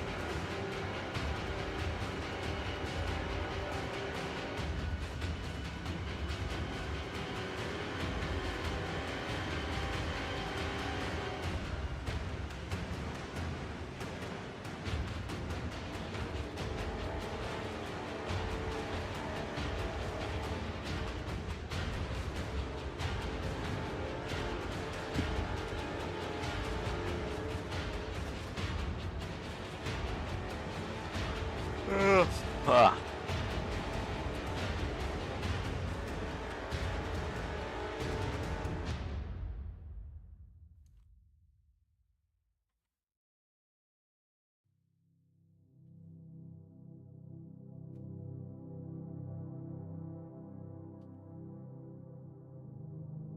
Man, this weekend feels really freaking long. It's because I switched my sleep schedule. Like, days last forever now. It's insane how long everything lasts. I should keep waking up earlier. It's been really helpful for my productivity. Have you guys like noticed like the past few streams I've just been like streaming longer than usual? Well, maybe not. I don't know. I feel like I've been getting more done per stream instead of I don't know.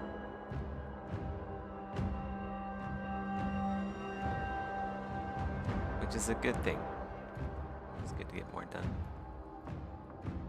Good.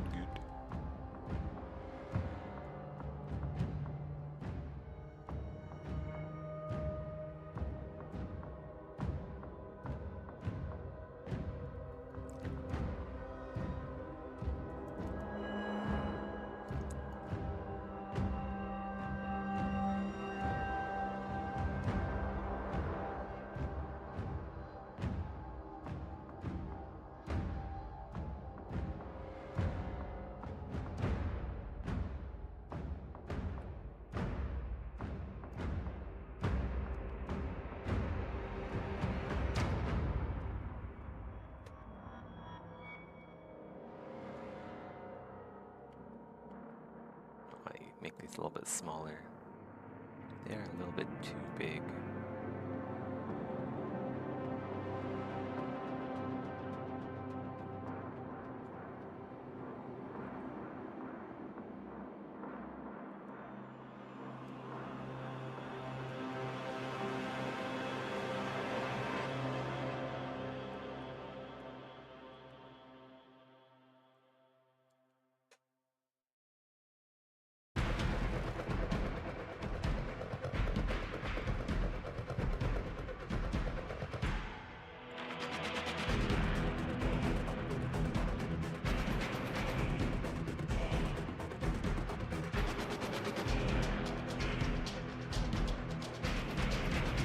Got some Entourage vibes in here.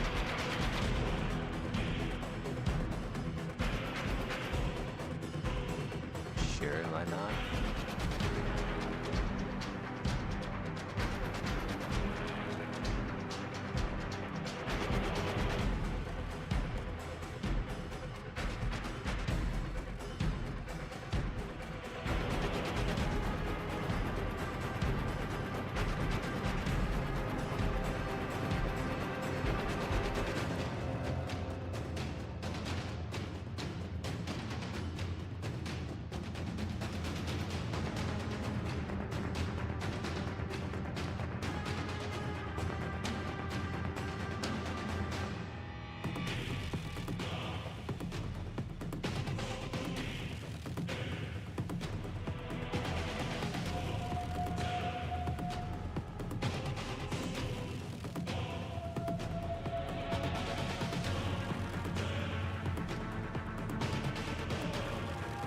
Yeah, it looks like one of those bony fishes, huh? Like those bony head fish. It's true. Thanks.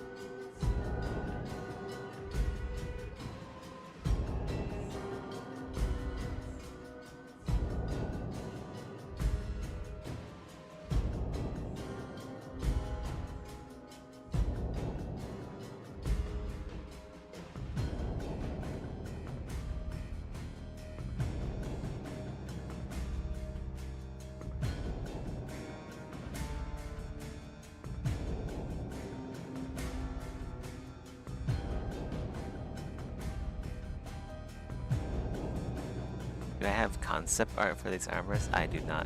I just concept within ZBrush. These are straight from the tab, straight from the font of creativity. God, that sounds so fucking pretentious. What did I just say? Straight from the font of creativity. Nah, I just pull the shit out of my ass, I guess. Oh my god.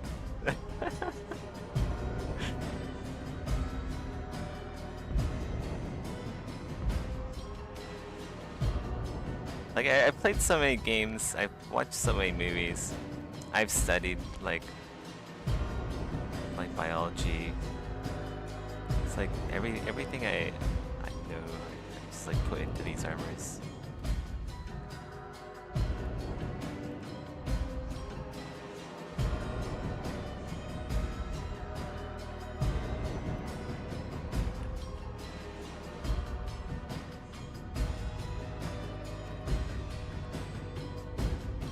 Yeah, exactly. Shocked Pikachu face.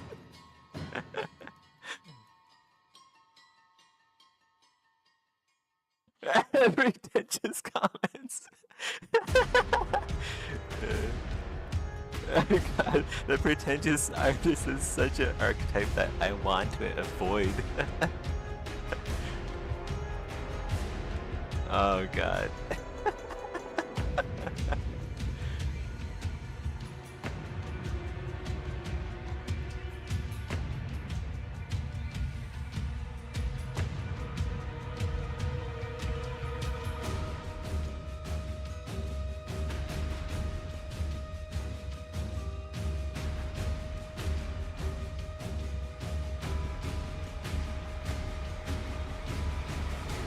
I'll probably have like concept art for the game though. What I'll do is I'll just like take 3D renders and then either touch them up by hand so it looks like they're hand drawn, or like apply some filter stuff to them. Because I do want 2D art for this game. Like, have you guys like seen like Elder Scrolls Online? They have some really cool 2D art. Yes, loading screen art.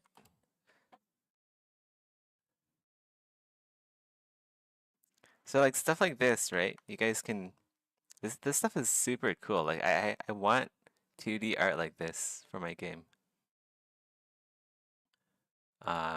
So yeah, I might actually have to hire someone for that. I'm not gonna use AI for this. But yeah, what I could do is like do some 3D renders, send them out to some artists and see if they can compile something cool with it. Like if I have money, which I don't. But eventually, right?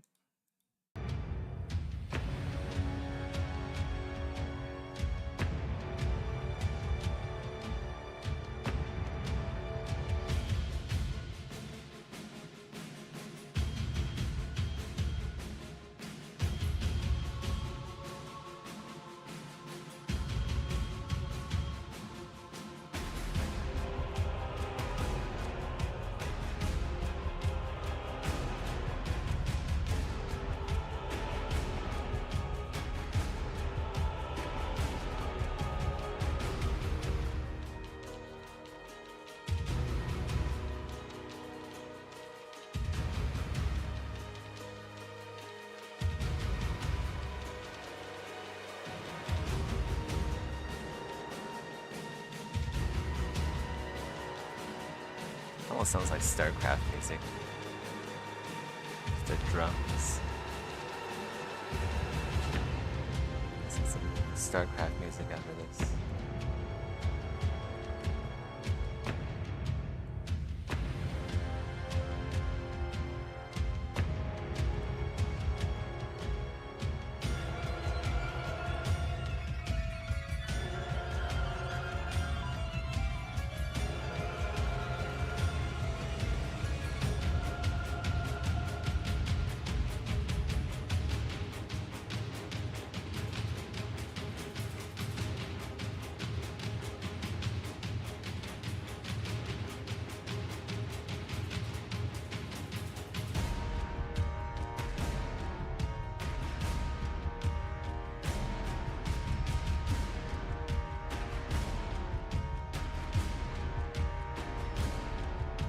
Yeah. Yeah, that'll be the way to do it. Render out the 3D models in like a posed form.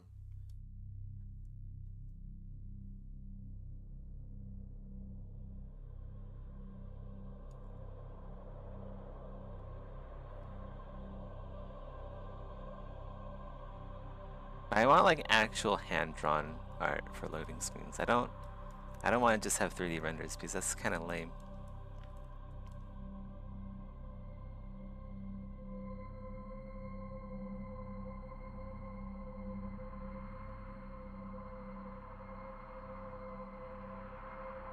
It's like 3D renders are good for like some things, but not everything.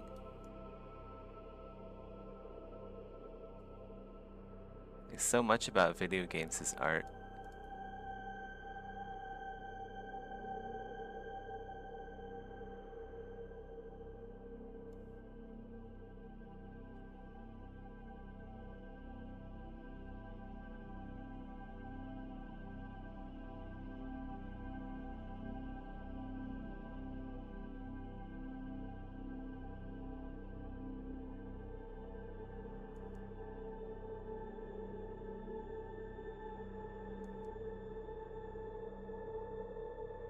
I kind of actually want like the inventory icons to be hand drawn as well, so I can like do like a 3D render of the actual item and then like use that as a basis for painting over. That's probably what I'll do for like, I think the coolest looking inventory item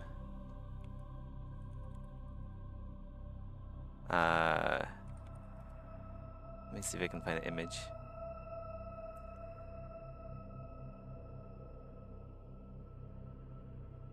Oops. Let's see. Yeah, like stuff like this, like Neverwinter Nights items. I think this stuff looks insane. Like this stuff looks really cool. Maybe not this in particular. Where is... like, yeah, like this. I think this stuff looks really cool. Although, I think my inventory might be grid-based, so who knows. Oh, this is also grid-based, but like mine will be like square grid-based, not like 2x6 or whatever. It'll just be like 1x1. Yeah, I'm sure there's like a lot of artists out there who know how to do this and would love to have the job. But like, I don't have money right now. Oh, fuck. ZBrush just crashed. I don't have money. I'm not at the stage of development where I need it yet.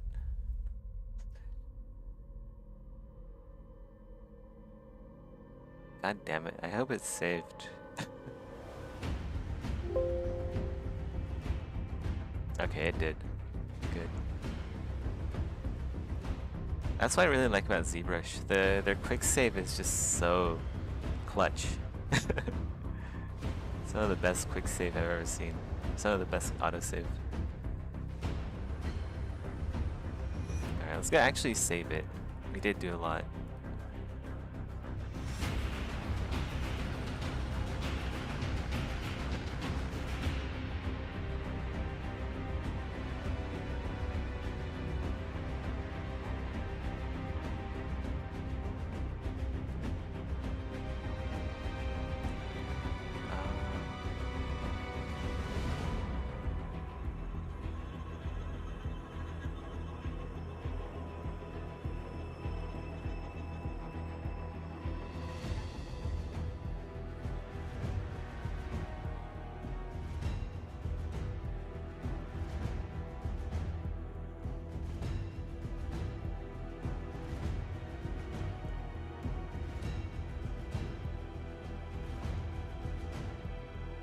Yeah, for me to be in the position to like hire, I'll need to be like raking in several $million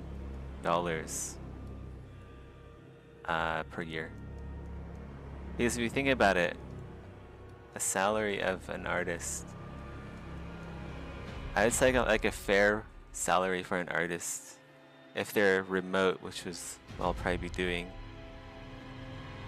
It depends on like where they live too, right? But like, you really, for a company to actually exist, you do need to be pulling in several million at a bare minimum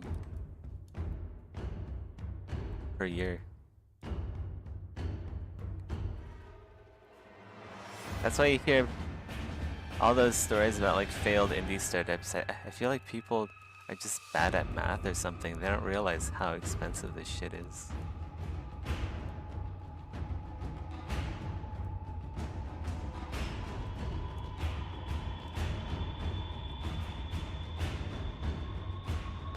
And like, not only do you have to be pulling in several million, you have to be able to save up enough for your next project as well.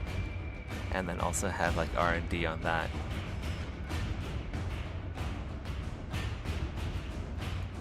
It's not easy being a game studio.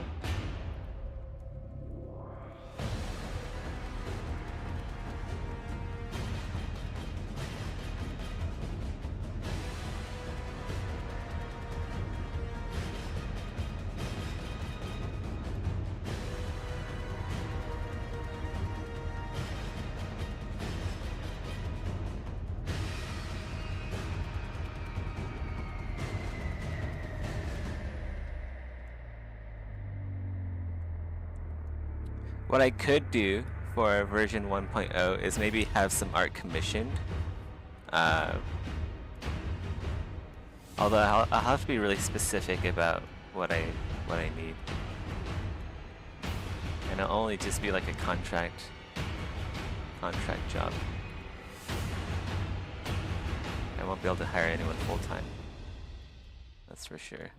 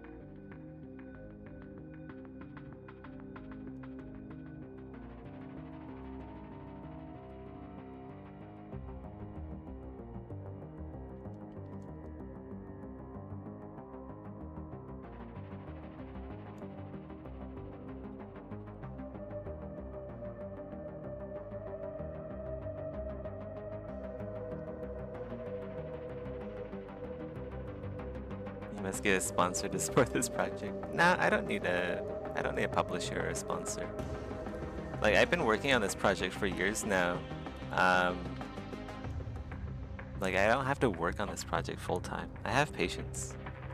I'm only 31 years old, guys. I have the time to do whatever I want. I'm gonna take advantage of it.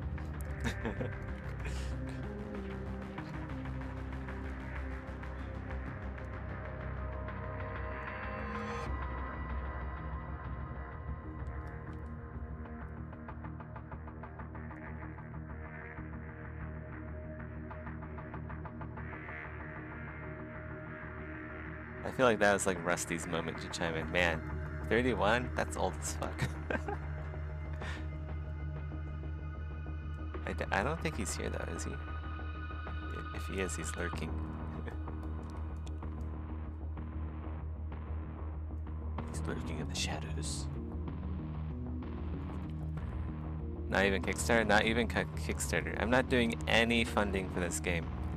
This project is 100% me, 100% in my free time. I'm not accepting donations either. Like if you straight up give me money, I won't accept it.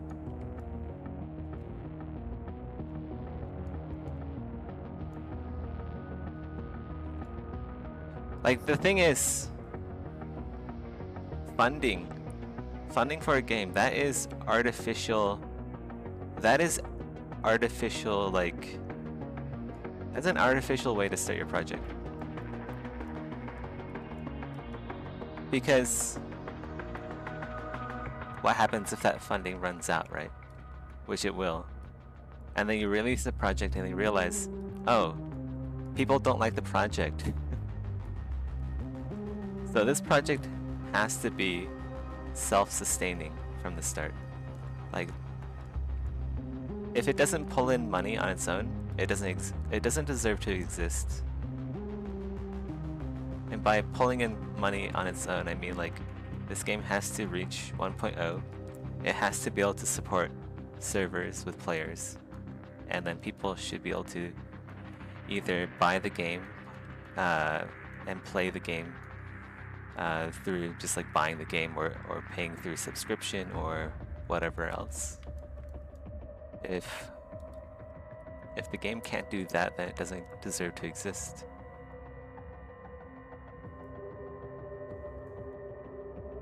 If I take in Kickstarter or like donations, then like if the game fails, that's just like whatever, like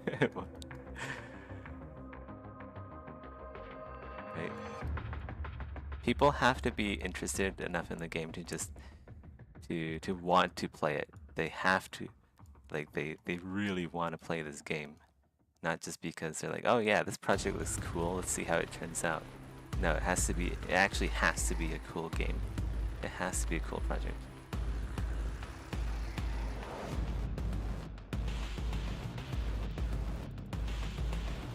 Like, look at Concord. They have the funding of Sony. Do you know what the net worth of Sony is? It's like, I'm looking this up now, it's $121 billion. Concord had the backing of Sony, $121 billion. And yet the project, they still pulled the project. So it doesn't matter how much funding you get in the beginning. It only matters if the project is deemed worthy in the eyes of the audience you're marketing the game towards.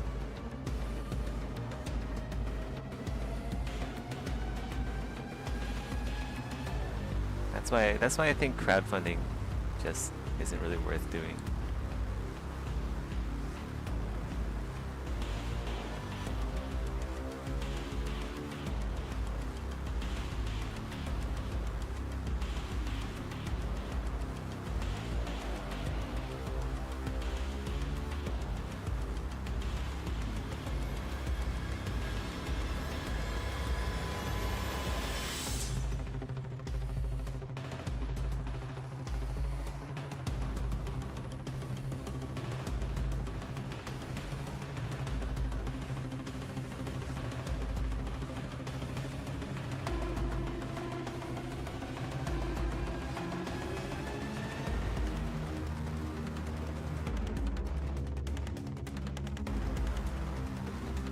This music is making my speech way more epic than it should be. Making my soapbox rant like, holy shit, I know what I'm talking about. I know what I'm talking about, guys. Listen to me.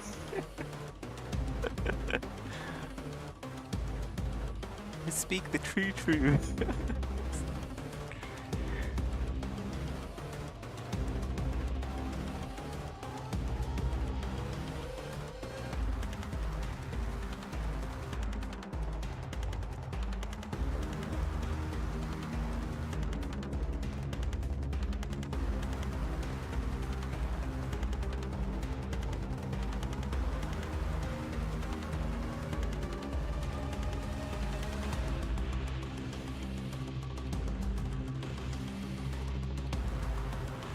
I can respect that. It's out there. Projects I'm working on my spare time, I'll never ask money for. This is something I'm passionate about. Yeah, exactly.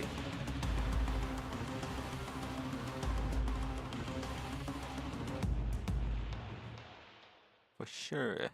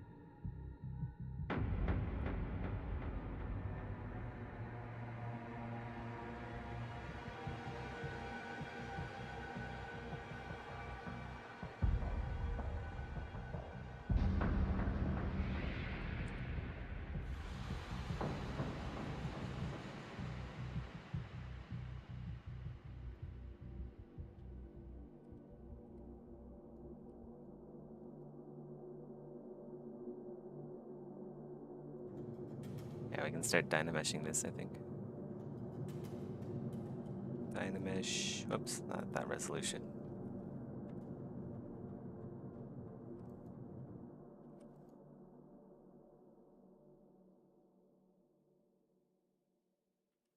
Oops.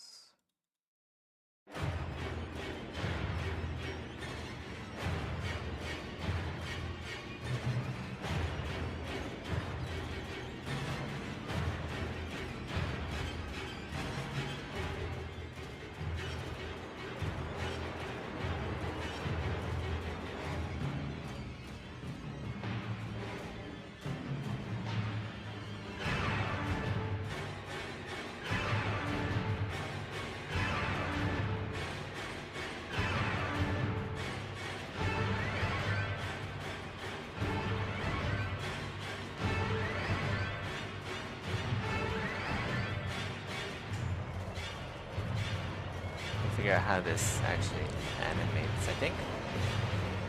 This music's a bit loud. But it's really hyped though. I think what we'll do is we'll cut this so it'll be segmented like right here. Or like right here. Articulations will go like that.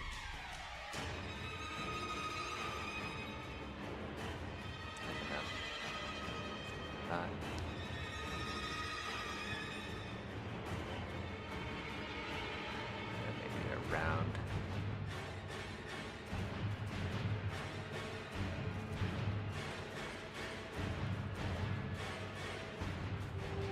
Or maybe like around the tail entirely. Yeah, this will look better.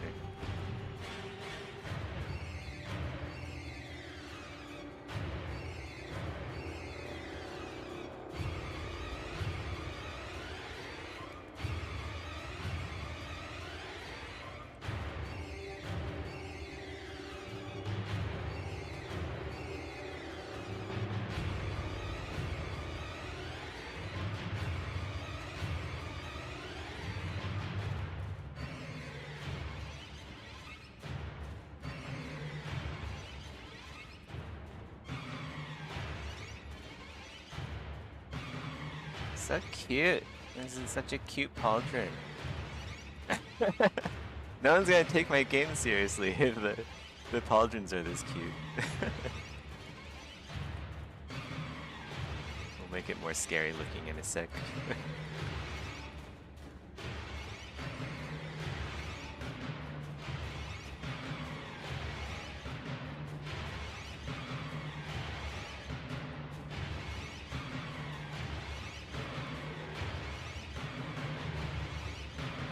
Thinking the edges of the pauldron will make like a softer material, so something like this. It'll be like more like a leathery, I don't know, something like this. So when it animates, it'll look like it makes sense.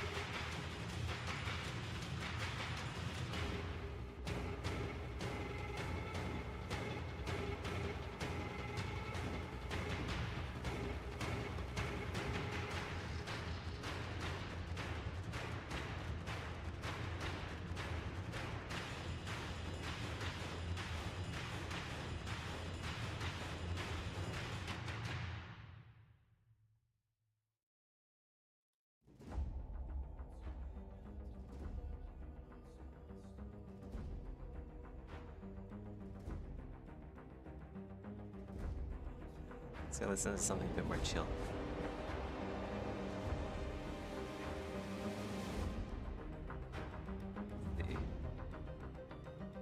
I wanted to listen to like some StarCraft music after this.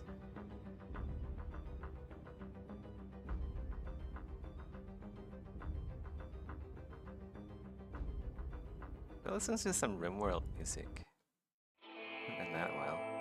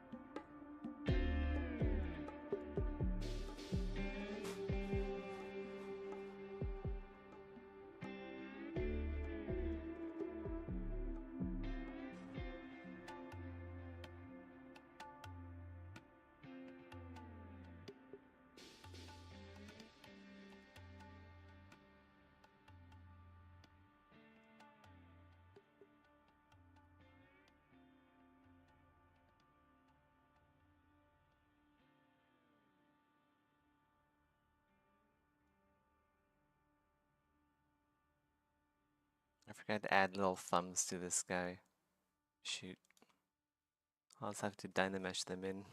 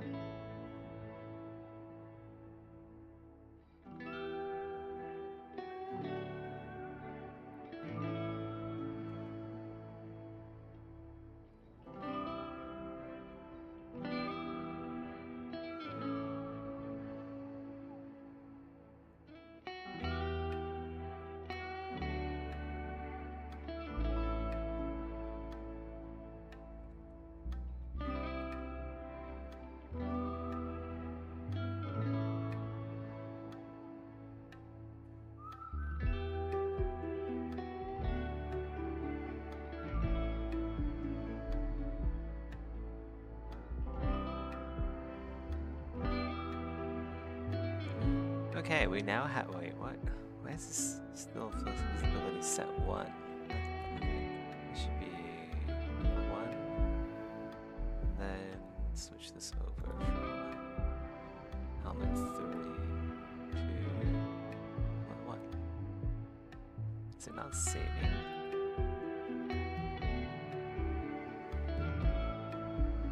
We have 1.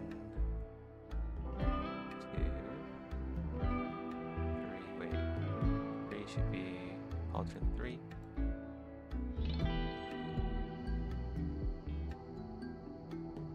And then we have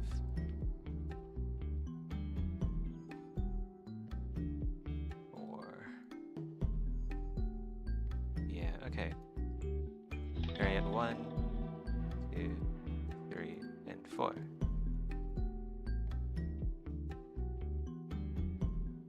Hi, Davey. Been accompanying you for a while now. Seeing your work is amazing. Thank you. It means a lot. Oh, yeah. 3D modeling's a lot of fun. But yeah, that's cool. Gotta follow your dreams. Don't let dreams be dreams.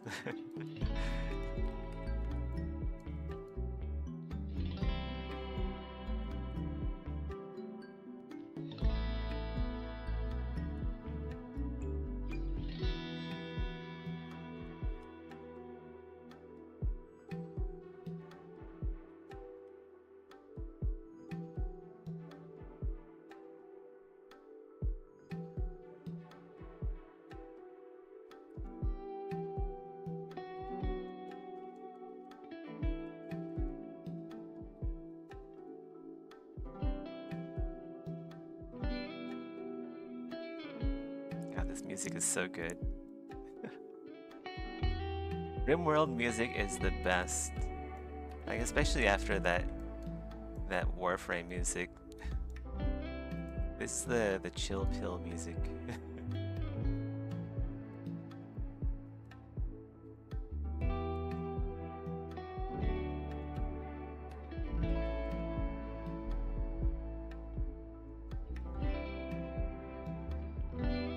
Let's see, does Pauldron 3 work with the rest of the helmets too? Take a look. I guess all of this is interchangeable. It works here. How about number 2? Let's see if this works. Looks like it does.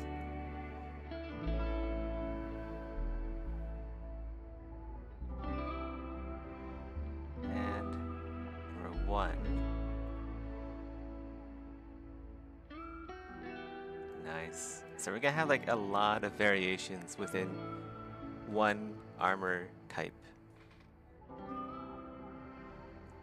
Were you always focused on modeling armors? Mostly, yeah. Yeah. I do like some creature stuff here and there too, and then like statues as well. Like whenever Bare Metal needs me to make statues, I go ahead and do that. I've been like making armor ever since I was like 11 or 12.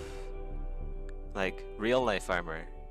I mean, like cardboard armor, obviously, like cardboard stuff when I was really young. But I started dabbling into like steel, and then I realized making armor in real life is a lot of work. It's so much work.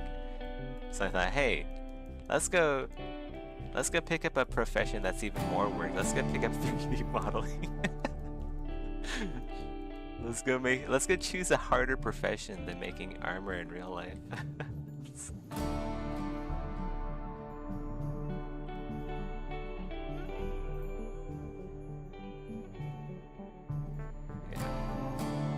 Well, I've always been like playing video games. You know that here, I'll show you the cinematic that made me want to become an artist in the first place.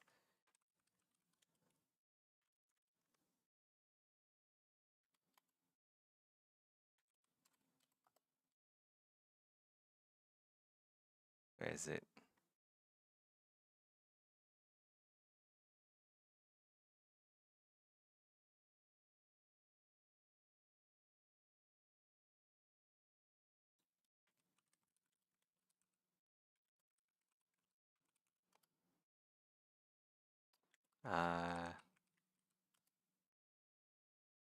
Ba-doop-ba-doop.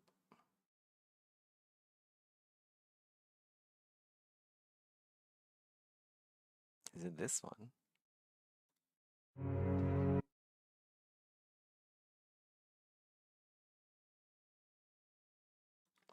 Well, I mean, just like the Diablo 2 cinematics, right? Let's see, is this the revamped version or what?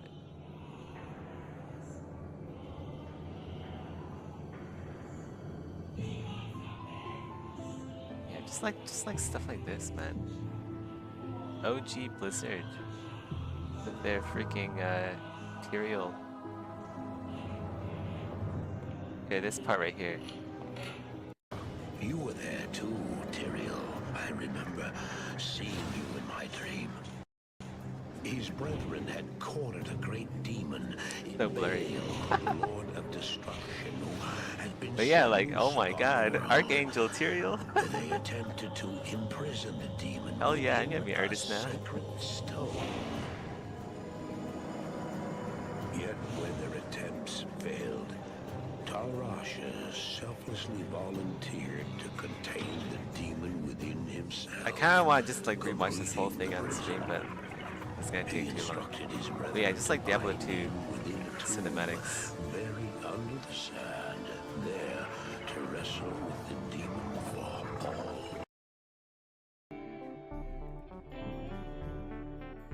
Oh, and also like the Warcraft 3 loading screens. I actually think I have the reference, some loading screens that I found off the internet. Here, where is it?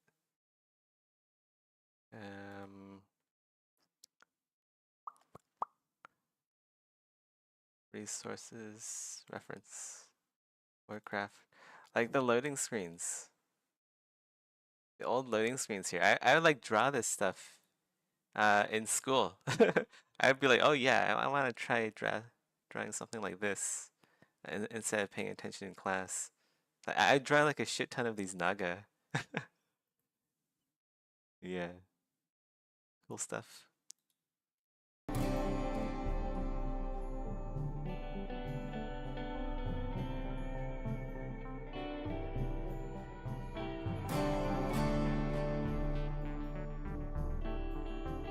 At this point, I'm willing to Menti under you just for the sake of improving my 3D armor. I mean, like, you can learn stuff here and there just by being in the stream. Like, I never had mentors, by the way.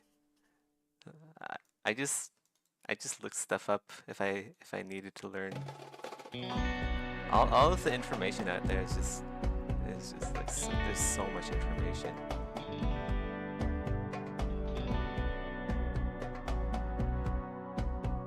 For armor specifically, like it's understanding the context of why the armor exists in the first place.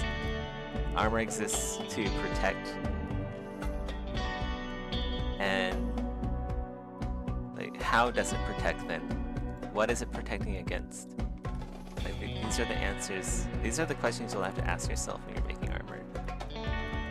Like how heavy does the armor weigh? Where does the weight? How do you distribute the weight across the body so that it doesn't hinder the user while they're wearing it? You're usually streaming when I'm either asleep or at work. My stream times are very, very erratic, so I'm sorry about that. Like, I used to stream really late at night, and I stream really early in the morning. How long have you been doing 3D modeling? I've been doing it for almost 10 years now. I would say probably 10 years if you count like not under a job and just like studying. Like if you count me studying 3D modeling from 0 to 100, I probably have like 12 years now under my belt. But like just counting jobs, probably like 9, 8 or 9. I don't know. My LinkedIn says how long I've been working at Bare Metal. I think it's like 8 or 9 years. 8 years, yeah. It's been 87 years.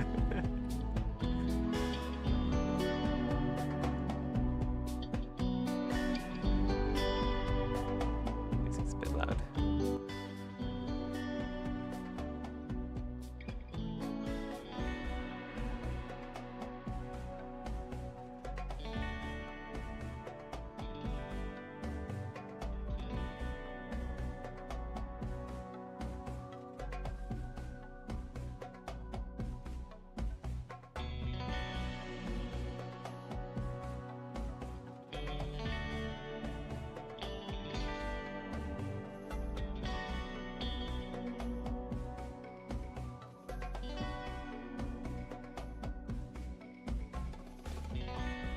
Well, like anyone can get to this level, and honestly, there's a lot of people above me. It just takes time, really. It's time and persistence. Not giving up. That's what it takes. There's like so many points in your career where you'll be like, man, maybe this isn't the career for me. Maybe I should go and just do like finance or something. There are a lot of situations where you'll find yourself asking that question. Is this really what I want to do for the rest of my life?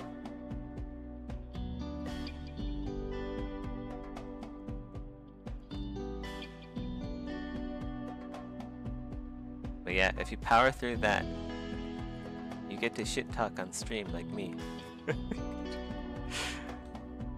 Who are your go-to people for armor on ArtStation? I don't actually look at other people's work a whole lot.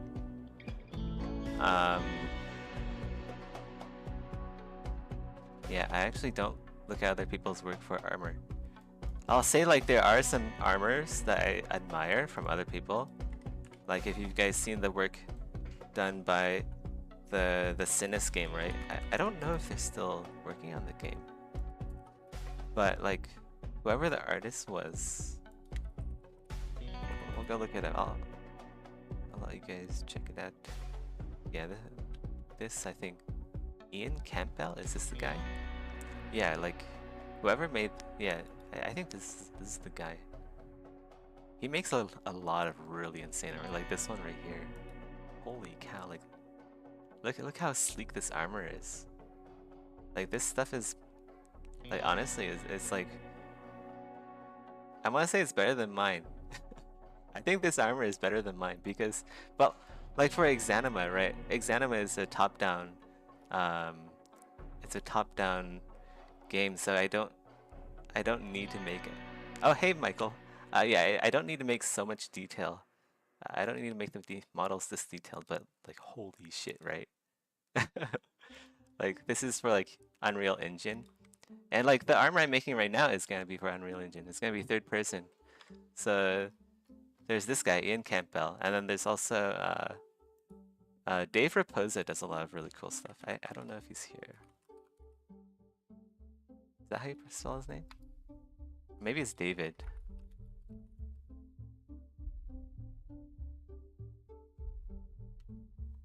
Maybe he doesn't have a art station. Oh, is it Z? It's a Z, not a... Yeah. Here you go. Like, this isn't really for armor, but like, all of this stuff, all of this like old-timey, like boomer art is insane, right? Like this one here. This right here is like the details here, like all the gold little trinkets and stuff. I'm gonna put that on this armor, and it's gonna look insane. So, like stuff like that inspires me. Yeah, how's it going, Michael? Michael, for those who don't know, I don't know. Well, he does. I think he does like he's character artist at Blizzard. He does stuff for Diablo 2, Diablo 4. It's insane, super cool.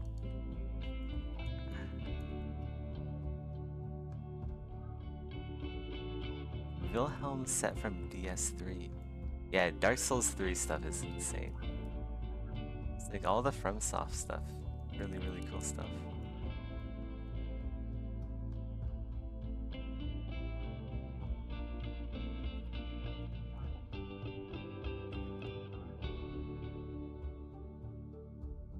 What am I doing here? Let's go get some detail on these pauldrons. I have the plates, but...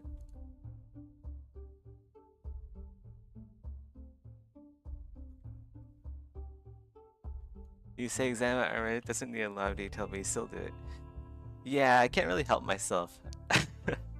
That's actually like a complaint I got from the guys at Grinding Gear. Like, man, you can't put too much detail on this armor. Because like Path of Exile, it's also a top-down game, top-down ARPG, just like Exanima. So I kind of have to watch how much detail I add. But not with Project Nova. I can go all out on this project. I can add as much detail as I want.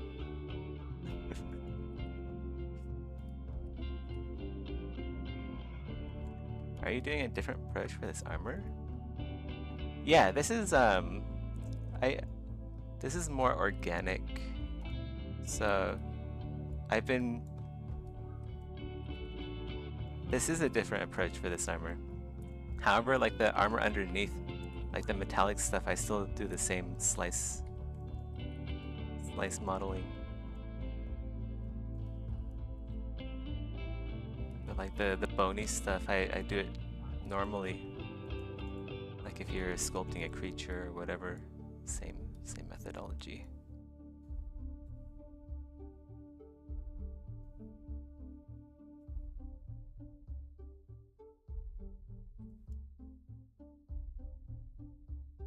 Let's do something like that.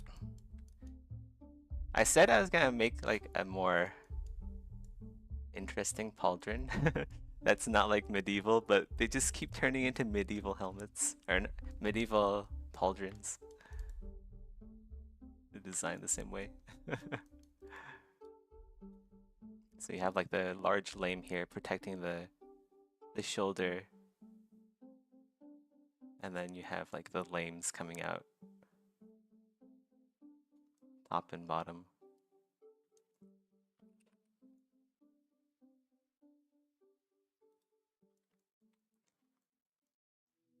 I like the new, the lion helmet from the Shadow of the Erdtree. That one's so fun.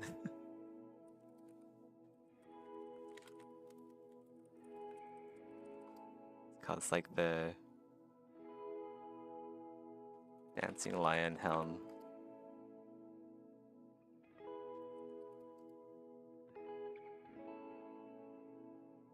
Like this thing is so funny. If you put this on your character, it's massive.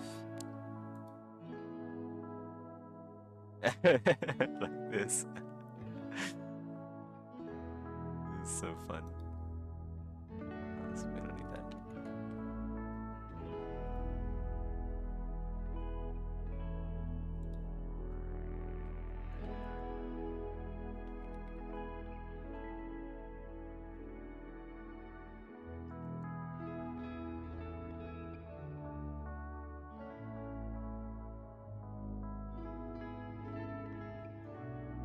love how you play with materials in ZBrush. Different types to sell this type of surface. Thanks. Yeah, I don't know. Like, just recently, like, I realized like lighting has a huge impact. I never used to come up to this tab, like this light tab. So at default, it's like 0.85 or something. It's like super dark.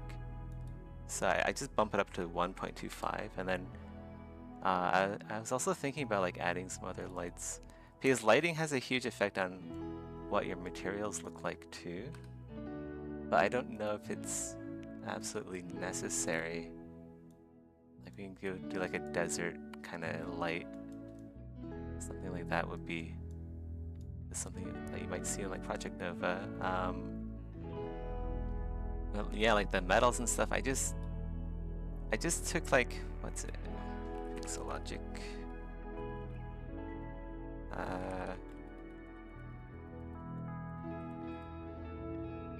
Oh yeah, it's not Pixelogic anymore. It's Maxon. I forgot. Yeah. So Maxon has their own library here. For the metallic, I took one of these. I forget which one is it. Metal. It's probably a metal. It's this one here. I took this Deep Bronze by Chris Tackett. I grabbed this material and then I changed it a bit. So, like, if you go to here, I know like a lot of people ask me for this material, and I'm just like saying like this material isn't that good, because you can really make your own if you go to the material tab. I think, who's that? Man, there's a tutorial guy. I think his name is also Michael.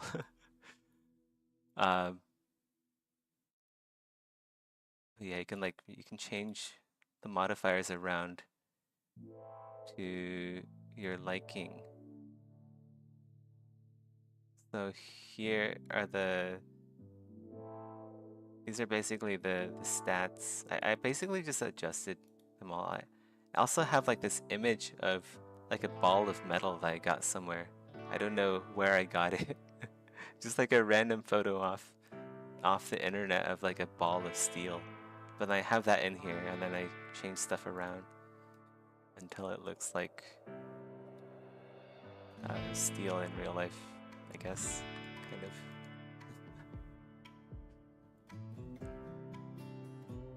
But like I made that years ago, so I feel like it's not very good as a material.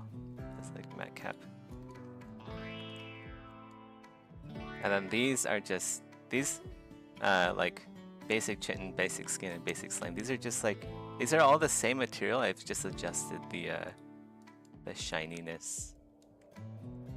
So in game, there will be a bit of sheen to the armor. Let's go turn off this light. It's a bit confusing.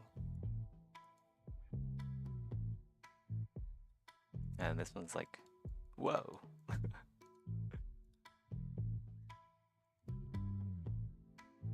Are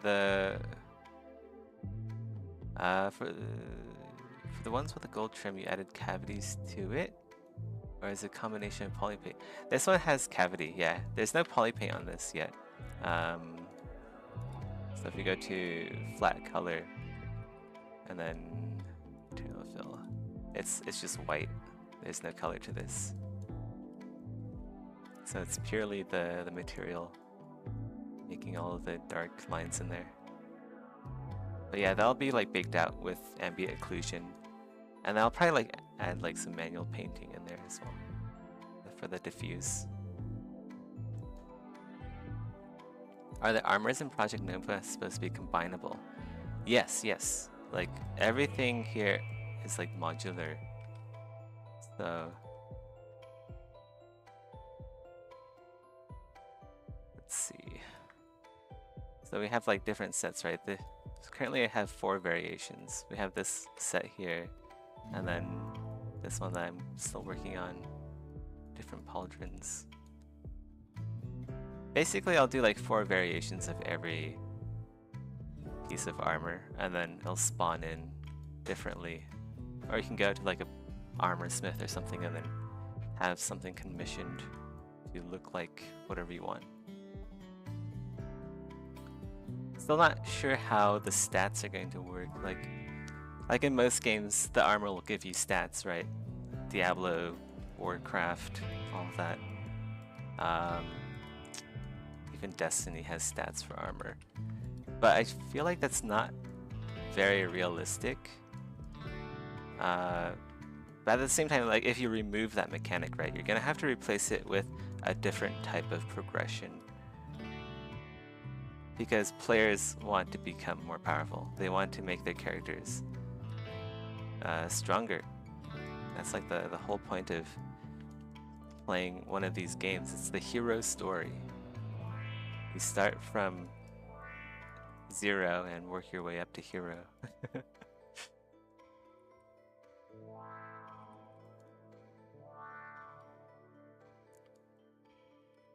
go Dynamesh this.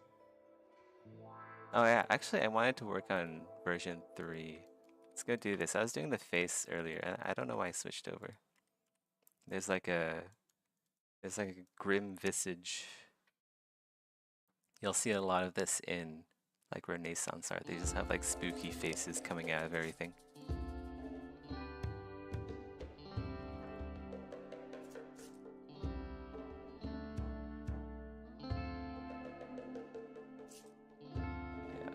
I like doing these because I don't have to be super accurate. I just sculpt and then I stop when it looks good, I guess.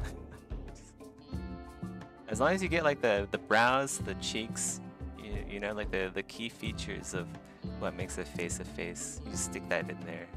And because it's like just like a small detail in armor, it doesn't matter that much what it looks like.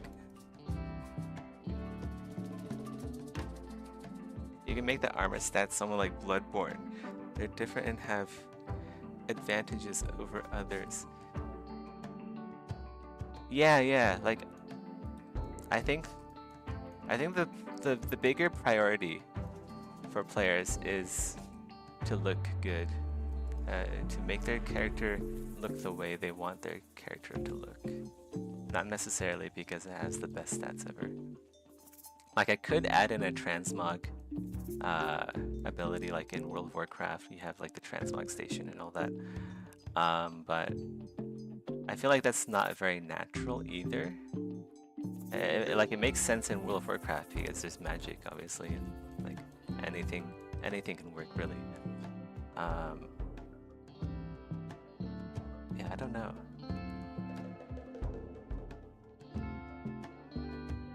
I think that's where like the sub. So each armor piece will have its own modularity. So take for instance this helmet, right? This helmet is helmet 3 and it has helmet 3 tassels. The player will be able to choose whether they want the tassels on or off. So that might have a role in stats, but I don't know. Once again, it's the stat problem, right? I don't know if I want player have to choose whether they want tassels or not on their. Where'd the mouth go for this? Did I not? Is it up here still? It is. Okay, we'll go move this back down to Pauldron 3. The mandibles are still in the wrong folder.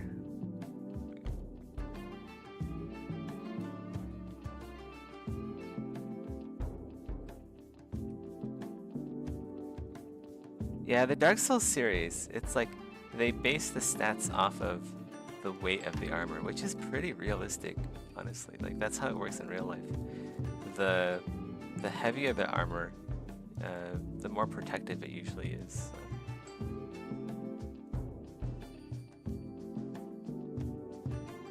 I don't know.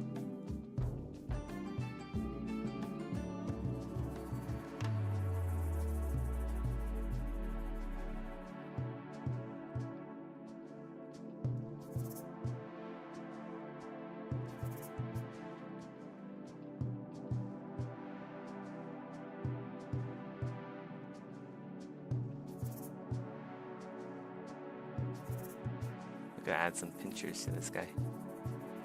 Pinchy pinchers.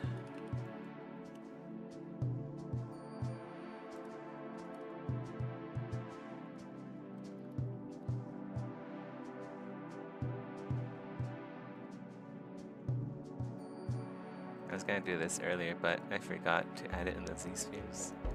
So let's go ahead and do that and Dynamish it later.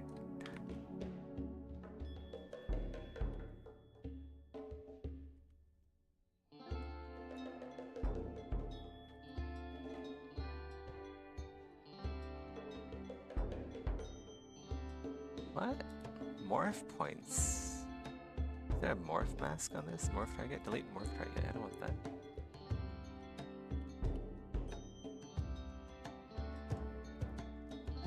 How is there like a morph target on this?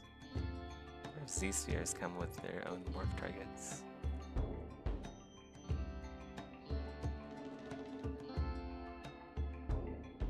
Yeah, what the heck? There's like morph target on this.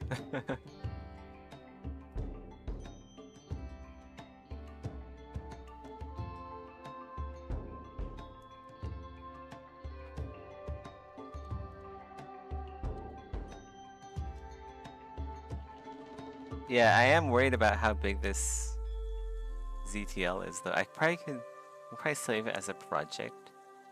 ZPR maybe, but I heard they're less stable. I don't know. Because right now, each time I save it, that's like 1 gig, right? 1 million kilobytes is 1 gig, if I'm not mistaken. So each time I save this, there goes 1 GB.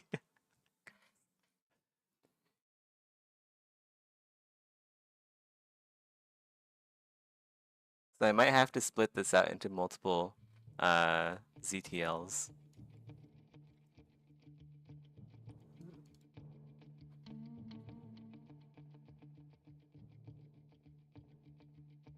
But like so far it's been performing well. Like ZBrush isn't hanging or it's not like performing worse than if this was a smaller file. How much storage you got? That's another thing, right? I don't actually have a lot of storage on my C drive, but I've been buying like SSDs for like backup, right? I don't want like the Pixar scenario where I just delete Toy Story on accident. That would suck. So I have one SSD here. I actually bought like a Seagate HDD, a Seagate hard drive, but I feel like Seagate just isn't cutting it. It's either a bad drive, a bad Seagate drive, or someone gave me a fake version of a Seagate hard drive. To be fair, I only paid like $10 for it, so it was probably like a scam. Oops. But yeah, I've been using like Kingston 2 terabyte SSDs now. I'm like, you know what, fuck it, I gotta splurge on this. I can't cheap out on file storage.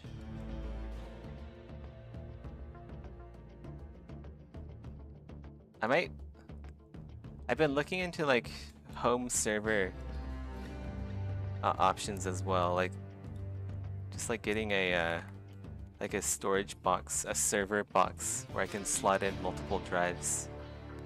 Because right now I have Google Drive, right? I do have like a 2 terabyte subscription for Google Drive.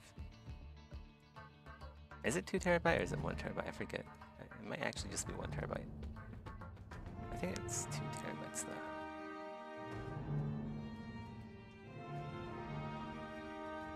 But that's backing up my stuff as well, so.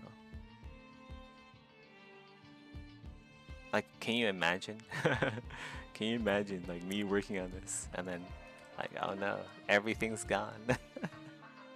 Someone stole my computer from my house. That'd be so bad. and then like nothing's backed up. Holy cow. Nightmare situation.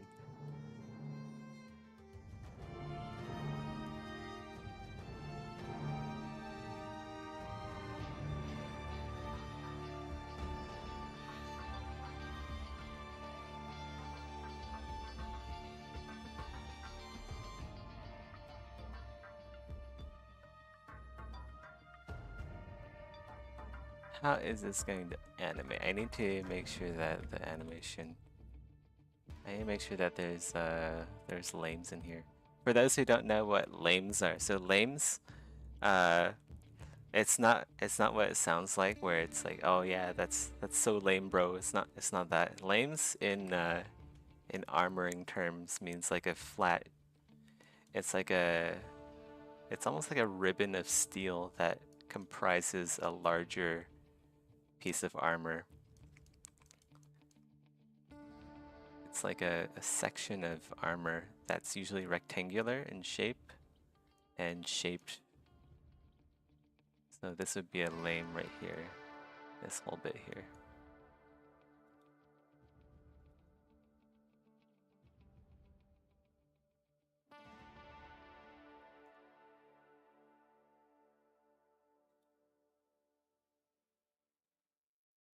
Oops. So like right here, this would be a lame.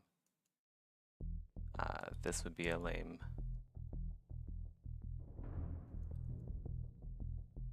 And there's gonna be like one more. Well, there's two more here. There's one here, and then there's one more here. So these are all lames, and they overlap each other or underlap each other.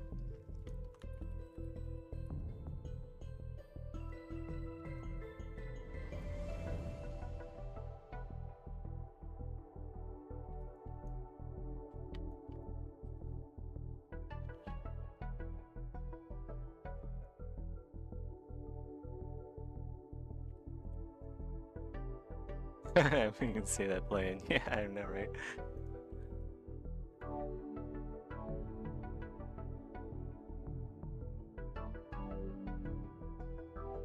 It's getting kind of hot. I'll be right back. I need to go try the air conditioning.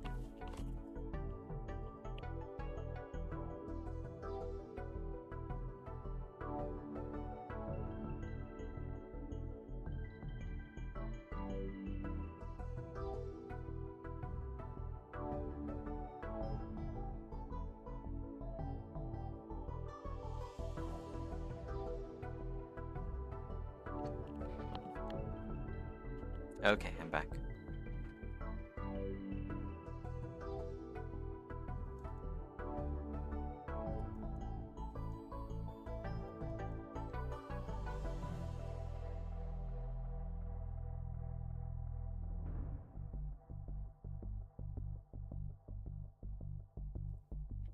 Just the colorful paint over I needed.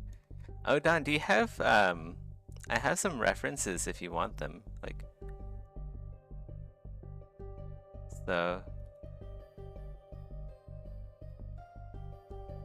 so here's like some references that I took. Whoops. They aren't very good, like honestly, like, but like these are all lames, right? I don't know if there's a draw function here, but no. It's like these ribbons of steel that overlap each other. There should be a download link somewhere on my ArtStation or YouTube. I can actually put it in the Discord. I'll put the link in the Discord.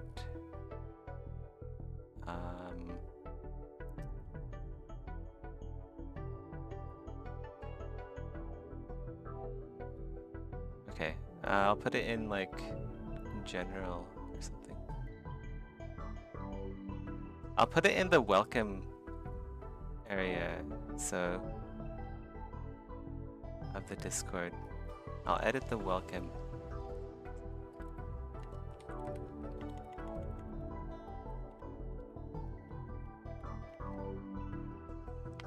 So if you go to the welcome page of my Project Nova. It's under armor refs.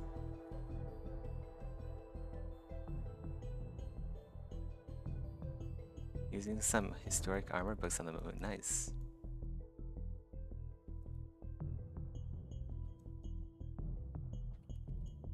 If you saw that, you mean have I been there in person? Yeah, I was there to take the references. It was quite the journey. Like, obviously, like game development, it doesn't pay a whole lot. And then I also went there with my then girlfriend, now wife. So we were just like, yeah, she didn't really have a fun time. I did though. Shirlene was too scared to like go out and about in Italy, and like, she was like, I'm a young girl in a foreign land. I don't want to go out with her without you. I'm like, babe, it's like Europe. It's the heart of the Renaissance of civilized lands. You'll be fine. It's not like Cambodia or something. But I guess she has a fair point. I bet it could probably get rough in Europe too.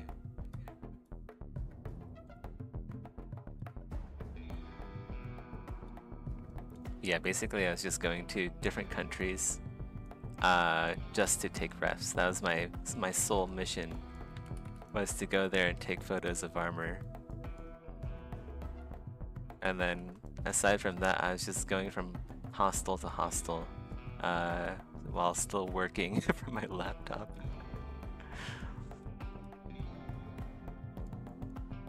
Wait, oops, the curve should go the other way. Yeah, this is the scorpion, the curve points up. And then the glands, or the poison glands. I don't know. It's a fantasy scorpion, whatever. Like the legs are like, these are obviously like really not scorpion legs. But it's fine. It looks cool.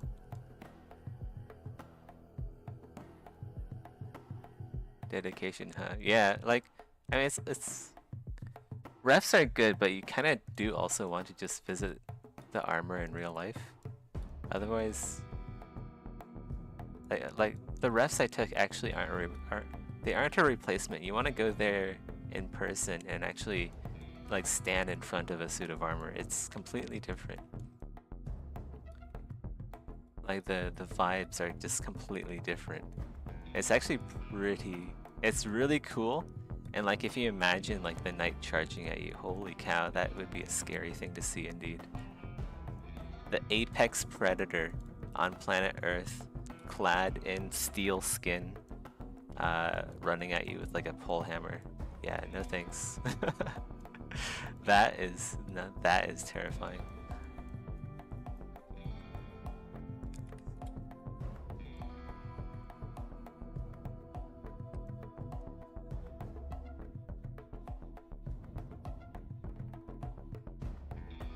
Polar bears got nothing on human race. The one book I've been glossing over is a glossary of the construction, decoration, use of arms and armor in all countries and at all times. Wow, that must be a huge book. Or maybe it's just like a summarization, because like armor is a huge topic.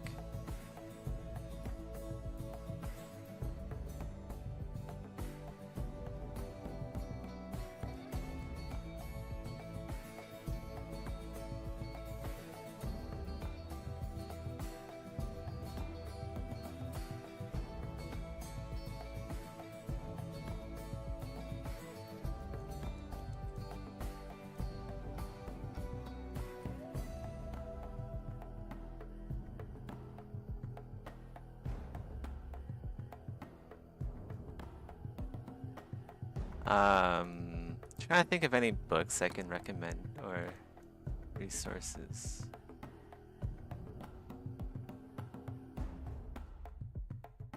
I like modern armor smiths too. There are like forums where these guys hang out. You can ask them questions. My Armory is one. I think that's the biggest one.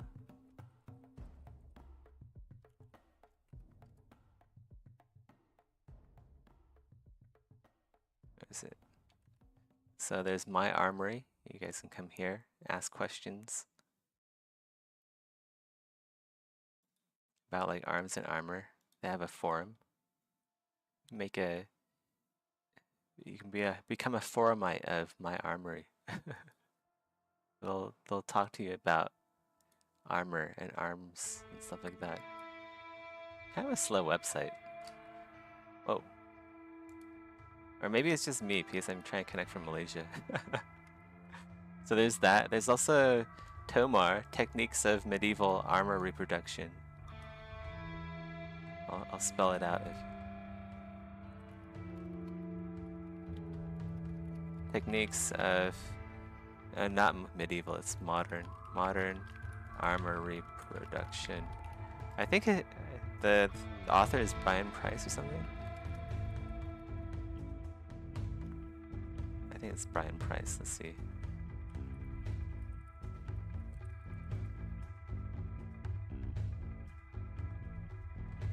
Something Price. Techniques of Modern Armor Reproduction. Yeah, Brian Price. Okay. But I know like a lot of people recommended this book to me when I was making armor in real life. So there are a few diagrams in here and stuff. Wow, why is this so expensive? What the hell? I think there should be a PDF somewhere online. Yeah, you can probably like pirate a PDF somewhere.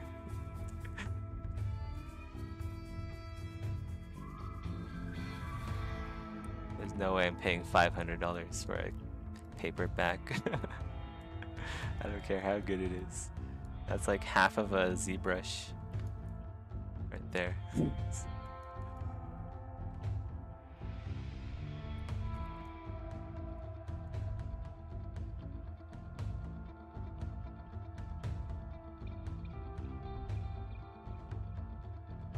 Wallace Collection, I think, also has a collection of very good, high quality photo books that you can buy. They're only, I think they're about $100 each. Pretty pricey, but I think if you're really into armor, it is worth the price because the photos there are very high quality. And they go into detail about each piece of armor. I actually had the opportunity to buy one of those books when I was at the Wallace Collection, but man, I was already traveling around Europe with Shirlene, and like I only make $15 an hour. So I was like, man, maybe next time. Man, I was like really irresponsible with how much I was spending back then. For like how much I make. It was worth it though. I'll come back next time when I have more money. When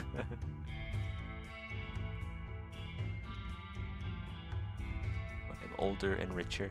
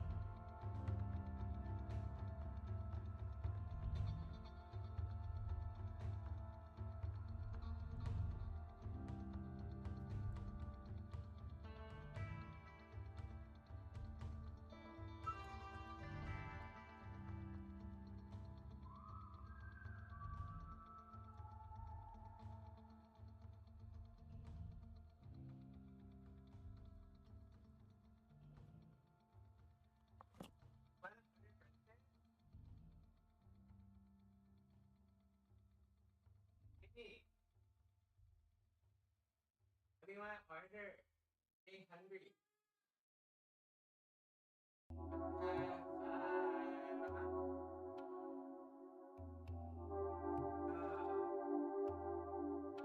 we should have breakfast soon, or we can go to the Paris. Let's order soon.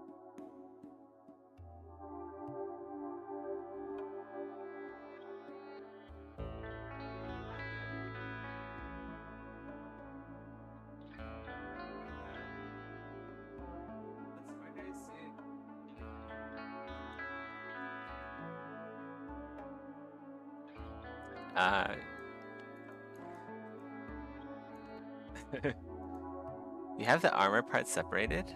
I do. Some parts, yeah. Like each of these lanes are separated. Like how they would be in real life. So they're even like overlapped realistically. So the front lanes overlap the back lanes. Because if a sword comes in from this direction, they'll skid off the front lane and then not get wedged into the blades. But that really doesn't matter too much for game art. I just put that in there, just like it puts me in the headspace of this is actual armor. This will protect whoever's wearing it. And I think that's important when you're making armor. Like when you're an armor smith, your goal, right, is to protect the person. Their lives are in your hands now. Gotta make something good.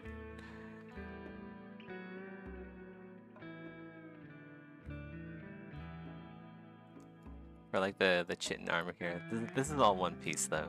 It's just all Dynamesh. And then I'll go over zero mesh it, reproject details, and do all that. So we have some subdiv modeling on the armor, just like I did the races.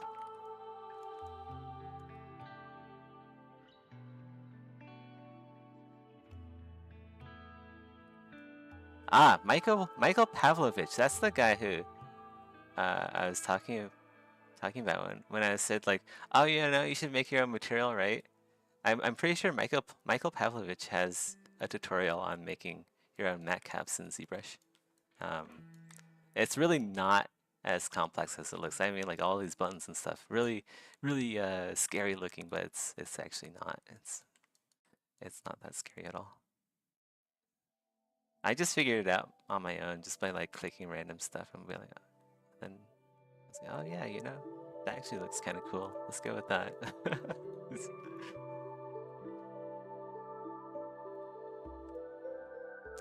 Oh, I don't know if you can send links in a YouTube chat. Like, yeah, I don't think YouTube likes links very much.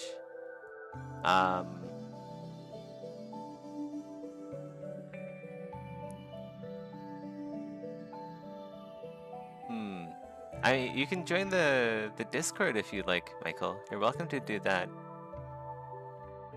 Odon is in there. But yeah, I don't know. Maybe, is there like a messaging system on YouTube? Maybe that'll work. Some other way of messaging.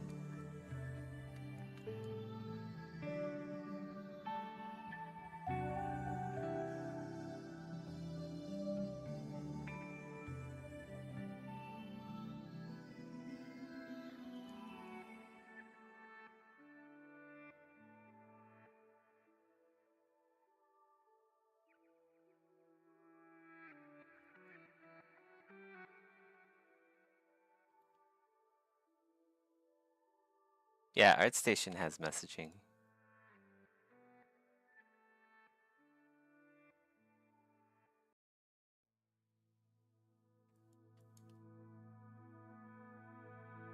I don't know why, but this face is starting to look like the Prince of Death from Elden Ring.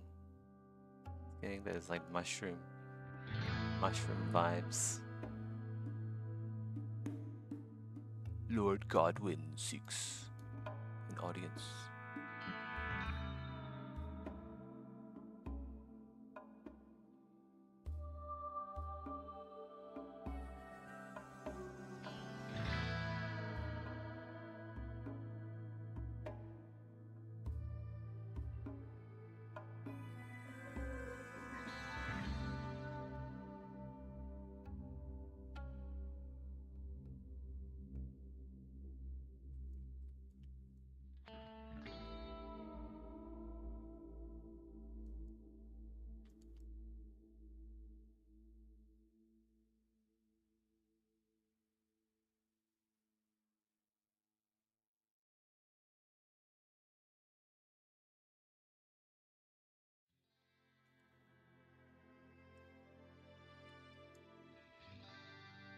Yeah, Met is also they have a good armor selection. I've never been to New York though, so I kind of want to go there. Check out the Met.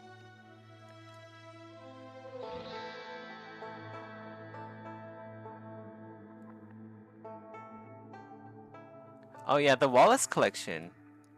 They have their own YouTube. Let's go check it out. They have their own YouTube channel and they do show like armor there as well. So let's see. Is there like armor here? Yeah, here we go. There's like some armor stuff in here too. I actually watched one of their videos. And like other stuff too, like all this really Baroque art. Like there's so much art in these museums. I don't know why we don't really see a whole lot of it in games outside of like stuff like Elden Ring. I guess it's just like hard to do, you know.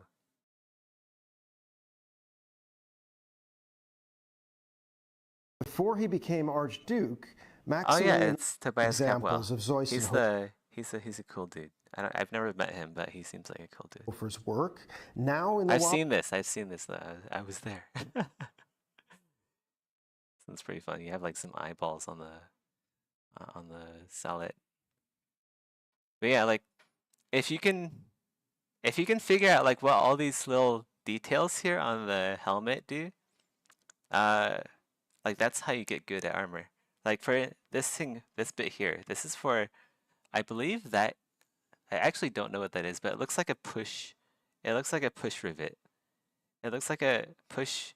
It's like a rivet's connected to like a spring in the back there. So if you push on it like a button, you can rotate the visor up because right now it's locked.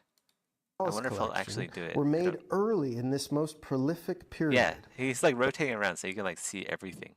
The helmet is an armet, a type developed in Italy towards the end of the 14th century. Yeah. It Like is see, he's gonna designed like to push fully it and then enclose like, the head yeah, by means of hinged. I did not expect that. I did not know it was gonna be like hooked in like that. I've never seen anything like this before, but that's cool. I'll use that for like armor ideas now. Cheek pieces fastened at the chin, allowing the helmet. Yeah, so a lot of cool stuff on the Wallace Collection Arms and Armor channel, I guess, too. So the stuff is out there. Governments are setting aside a fund to like preserve this. This is our heritage, our art, the art of our ancestors.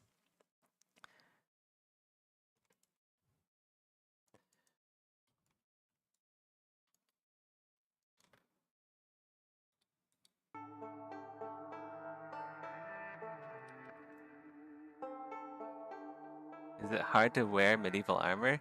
Nope. It's not. You put it on like normal clothes. Well, not like normal clothes, but yeah. It's not like you don't actually need a crane to hoist yourself up on a horse or anything like that.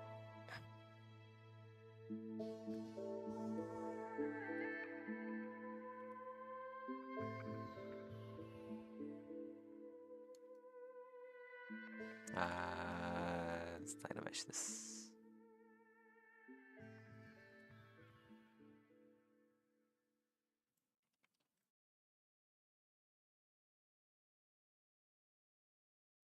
Oh, cool.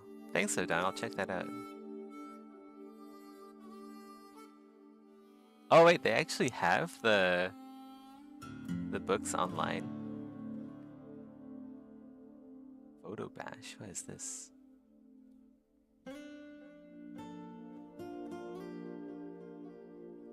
Oh, they have like a... Whoa, my god. Holy cow.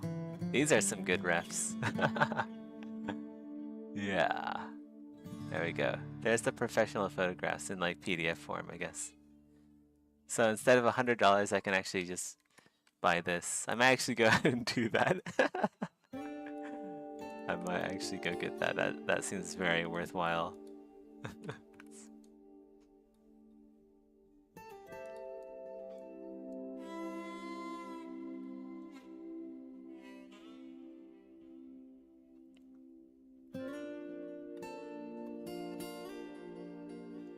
Oh, you had the links, Michael. Thanks. Yeah, thanks for sharing those. Very, very cool. Love a lot.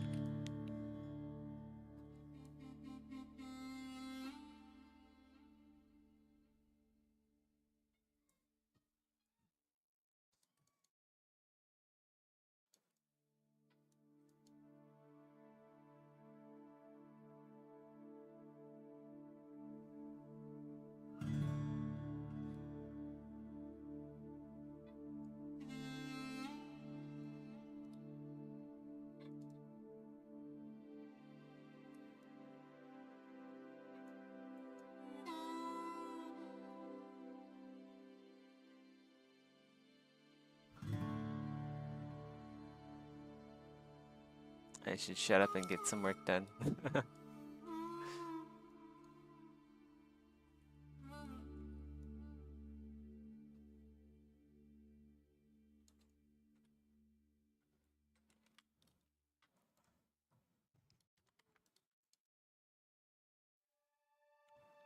There's this new bakery that opened up in town, and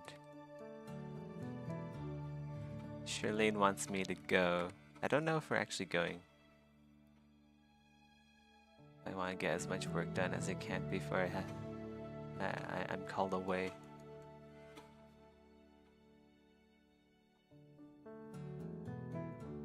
Still so much work to do. Try not to think about how much work there's left to do. It's like staring into the void. Like, oh man. If you stare too long, it stares back at you.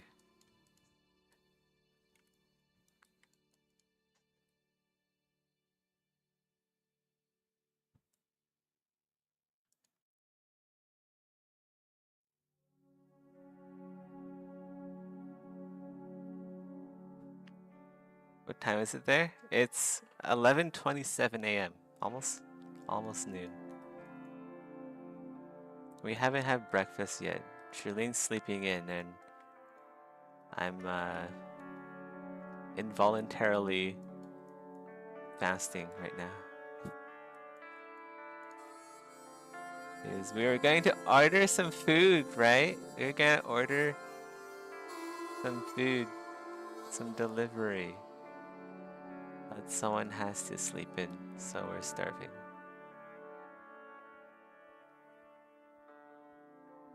What time did I wake up?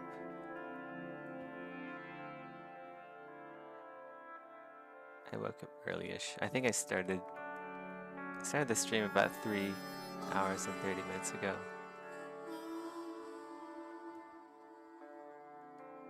I should connect these, merge these together.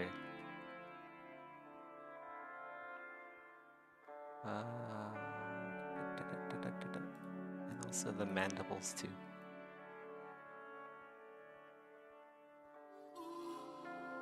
Oh.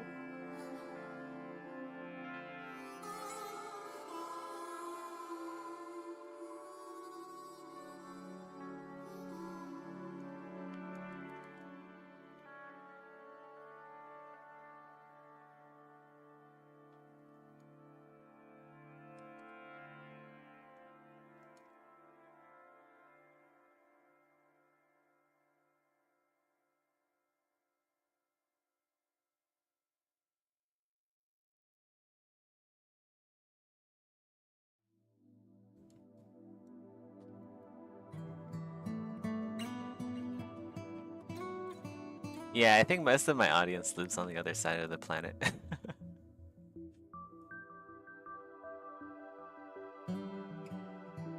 Which means I can shit talk about them all I like, because like, what are they gonna do? Fly here and get me? Yeah, nah.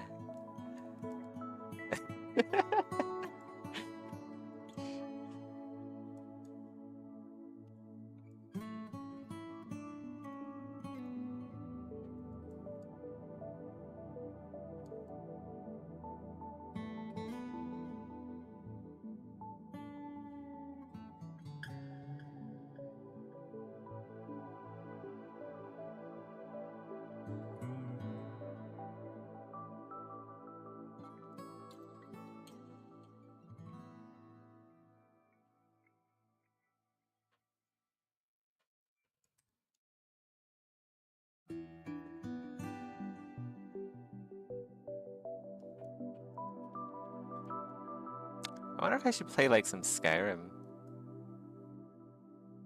I actually played a ton of Skyrim when it released, but I feel like I've actually played Morrowind more. I think there's actually I don't think I've ever actually finished Skyrim.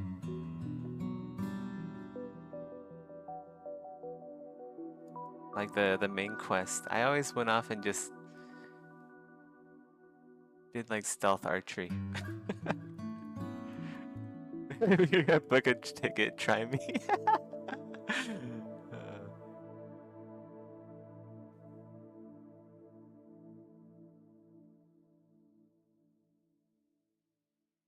At the same time, do I really want to play Skyrim? I don't know.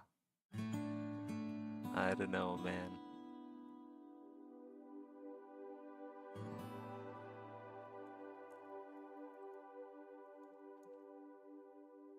I wish Elden Ring was more open world. If Elden Ring was more open world, I'd put in another 1,000 hours into that. Like, Elden Ring, it is an open world game, but like you have to kill bosses to get to where you want to go. It's more like a boss rush. It's like a extended boss rush game rather than an actual open world.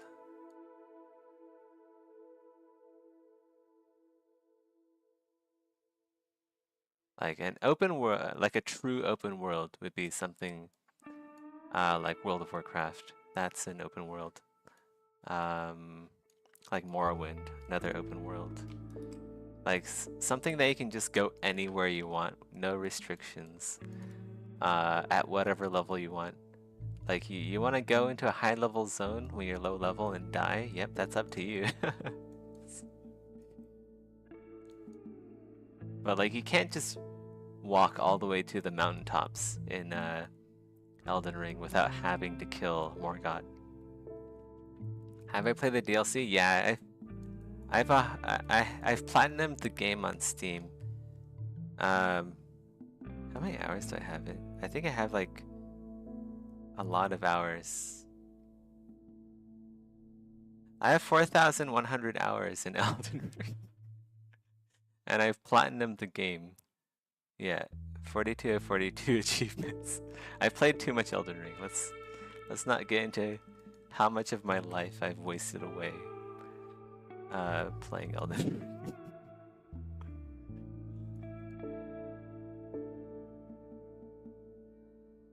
Like, you can tell I like Elden Ring because I'm complaining about it now. Your biggest fans are your biggest complainers. That's how it goes in game dev. So whenever someone says like your game sucks, just say, "Oh, that's sweet."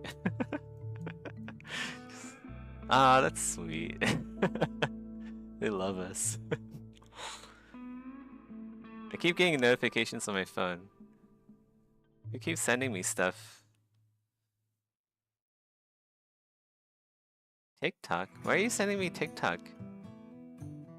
I don't have TikTok.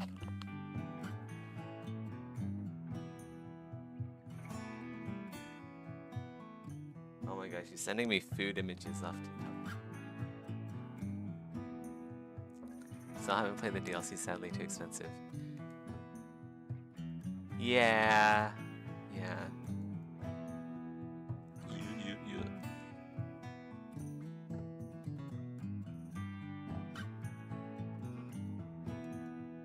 It can be expensive, especially if you're not like making dollars or like pounds or something.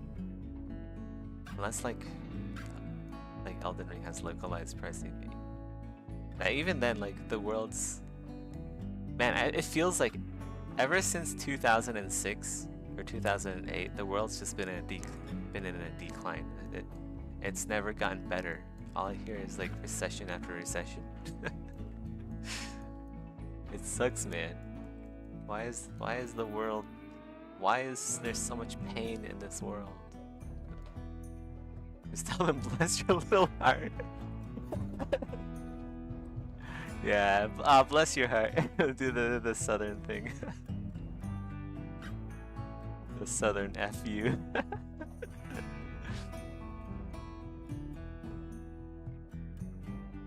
It should be more socially acceptable to tell toxic players to just go fuck themselves. That's what I like about indie as well. Like, if you work in AAA, you really do have to watch what you say. Like so much is on the line when you're on in AAA. Like oh man, you everyone, there's so much money and like the stakes are just too high. It's just not fun anymore.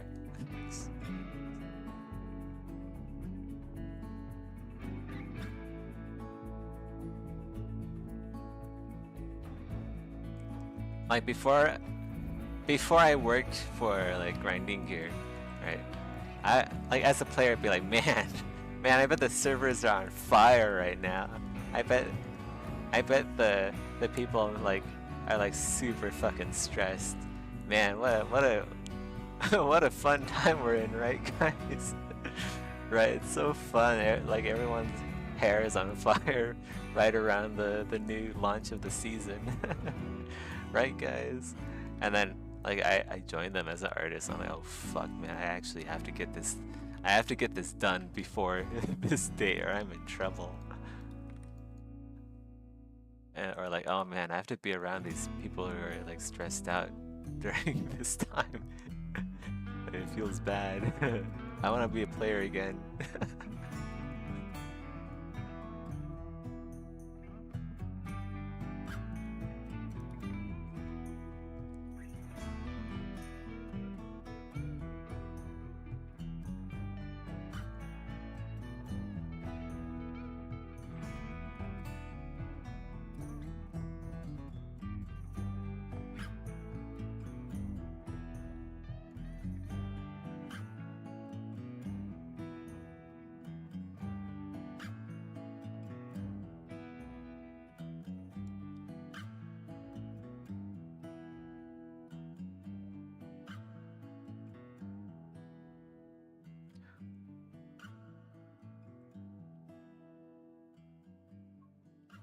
Let's go use standard brush for this instead of move.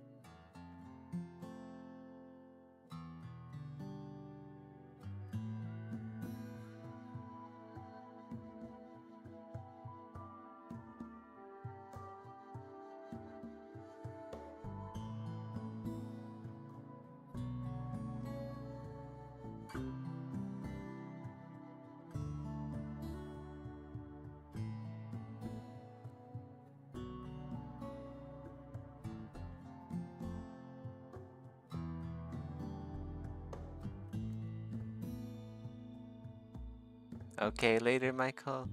Have a great day. Great night. Thanks for the refs, by the way. I didn't realize like they actually came out with the PDF version. Thanks, Odon, for sending them over.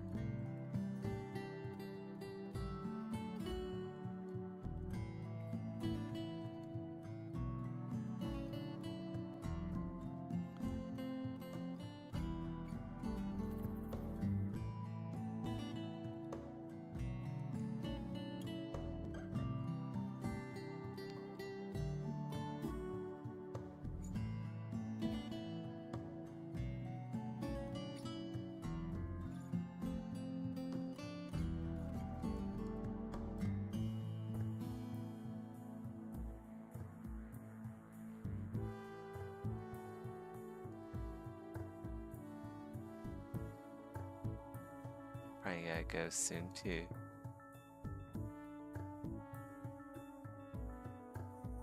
I should go get some lunch. Some food.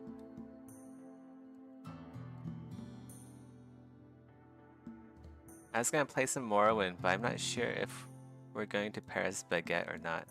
the bakery here in KL that just opened.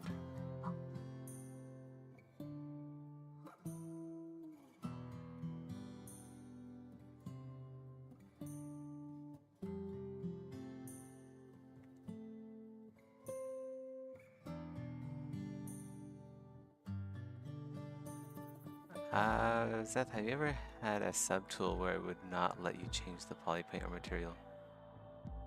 The subtool is not masked, by the way.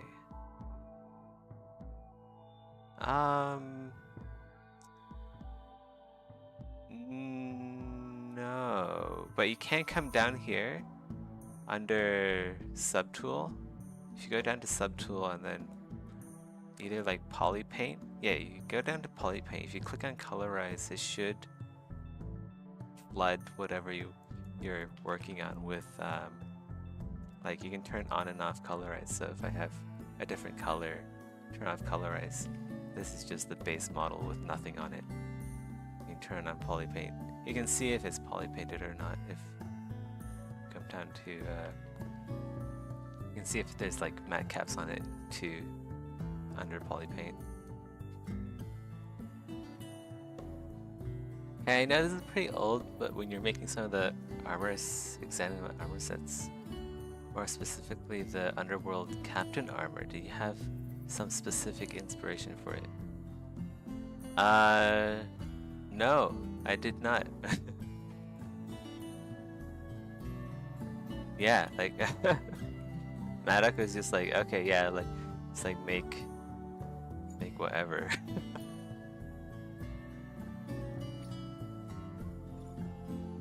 And then I guess I just made whatever.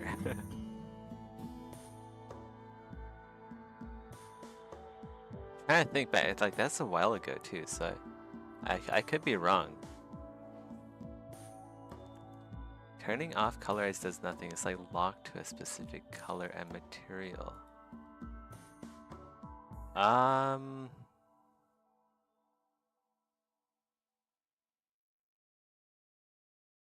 Never had that issue before.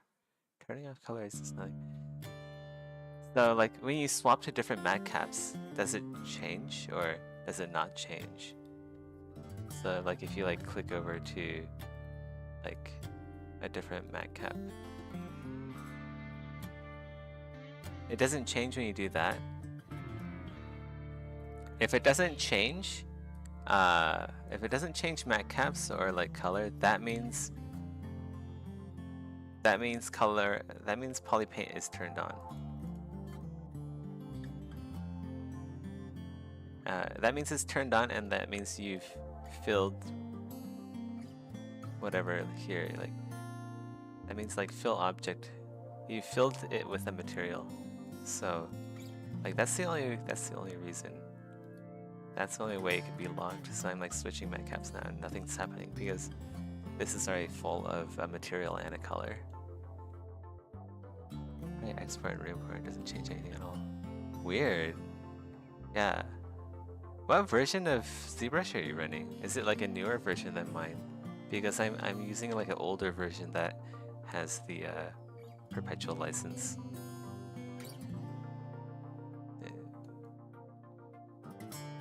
Oh, also, like don't forget, like maybe, do you have like a texture applied? Like it could be a texture map too.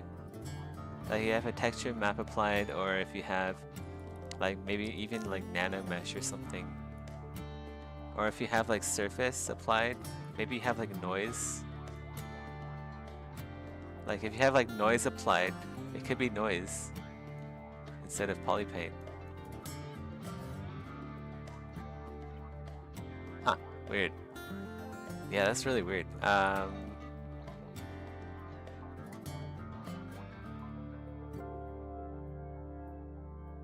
don't know what it could be. You can send like a screenshot of it if you want it to like the Project Nova Discord. You can also like contact Maxon's customer support. I know they're really good. The customer support over at Maxon's really good for like bugs and stuff.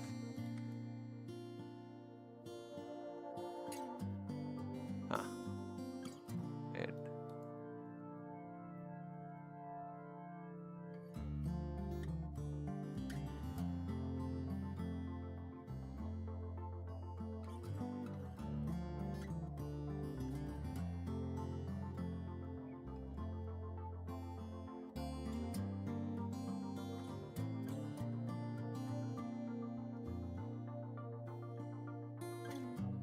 Hey, what do you want? What's up? It's for hitting the dogs if they're bad. I'm kidding. I don't beat my dogs. It's just for scaring them. Hey. How you do? I don't. Hey, no biting. Don't bite each other. I don't beat you. I only beat you if you're bad. What? I didn't say anything. What do you want for breakfast? I'm starving. It's already lunchtime. I haven't eaten. I'm not fat. I'm not fat. I'm big boned. Okay, I guess we're fasting today. So we're on a fast, Chocho. You and me, Chocho. We're both fasting.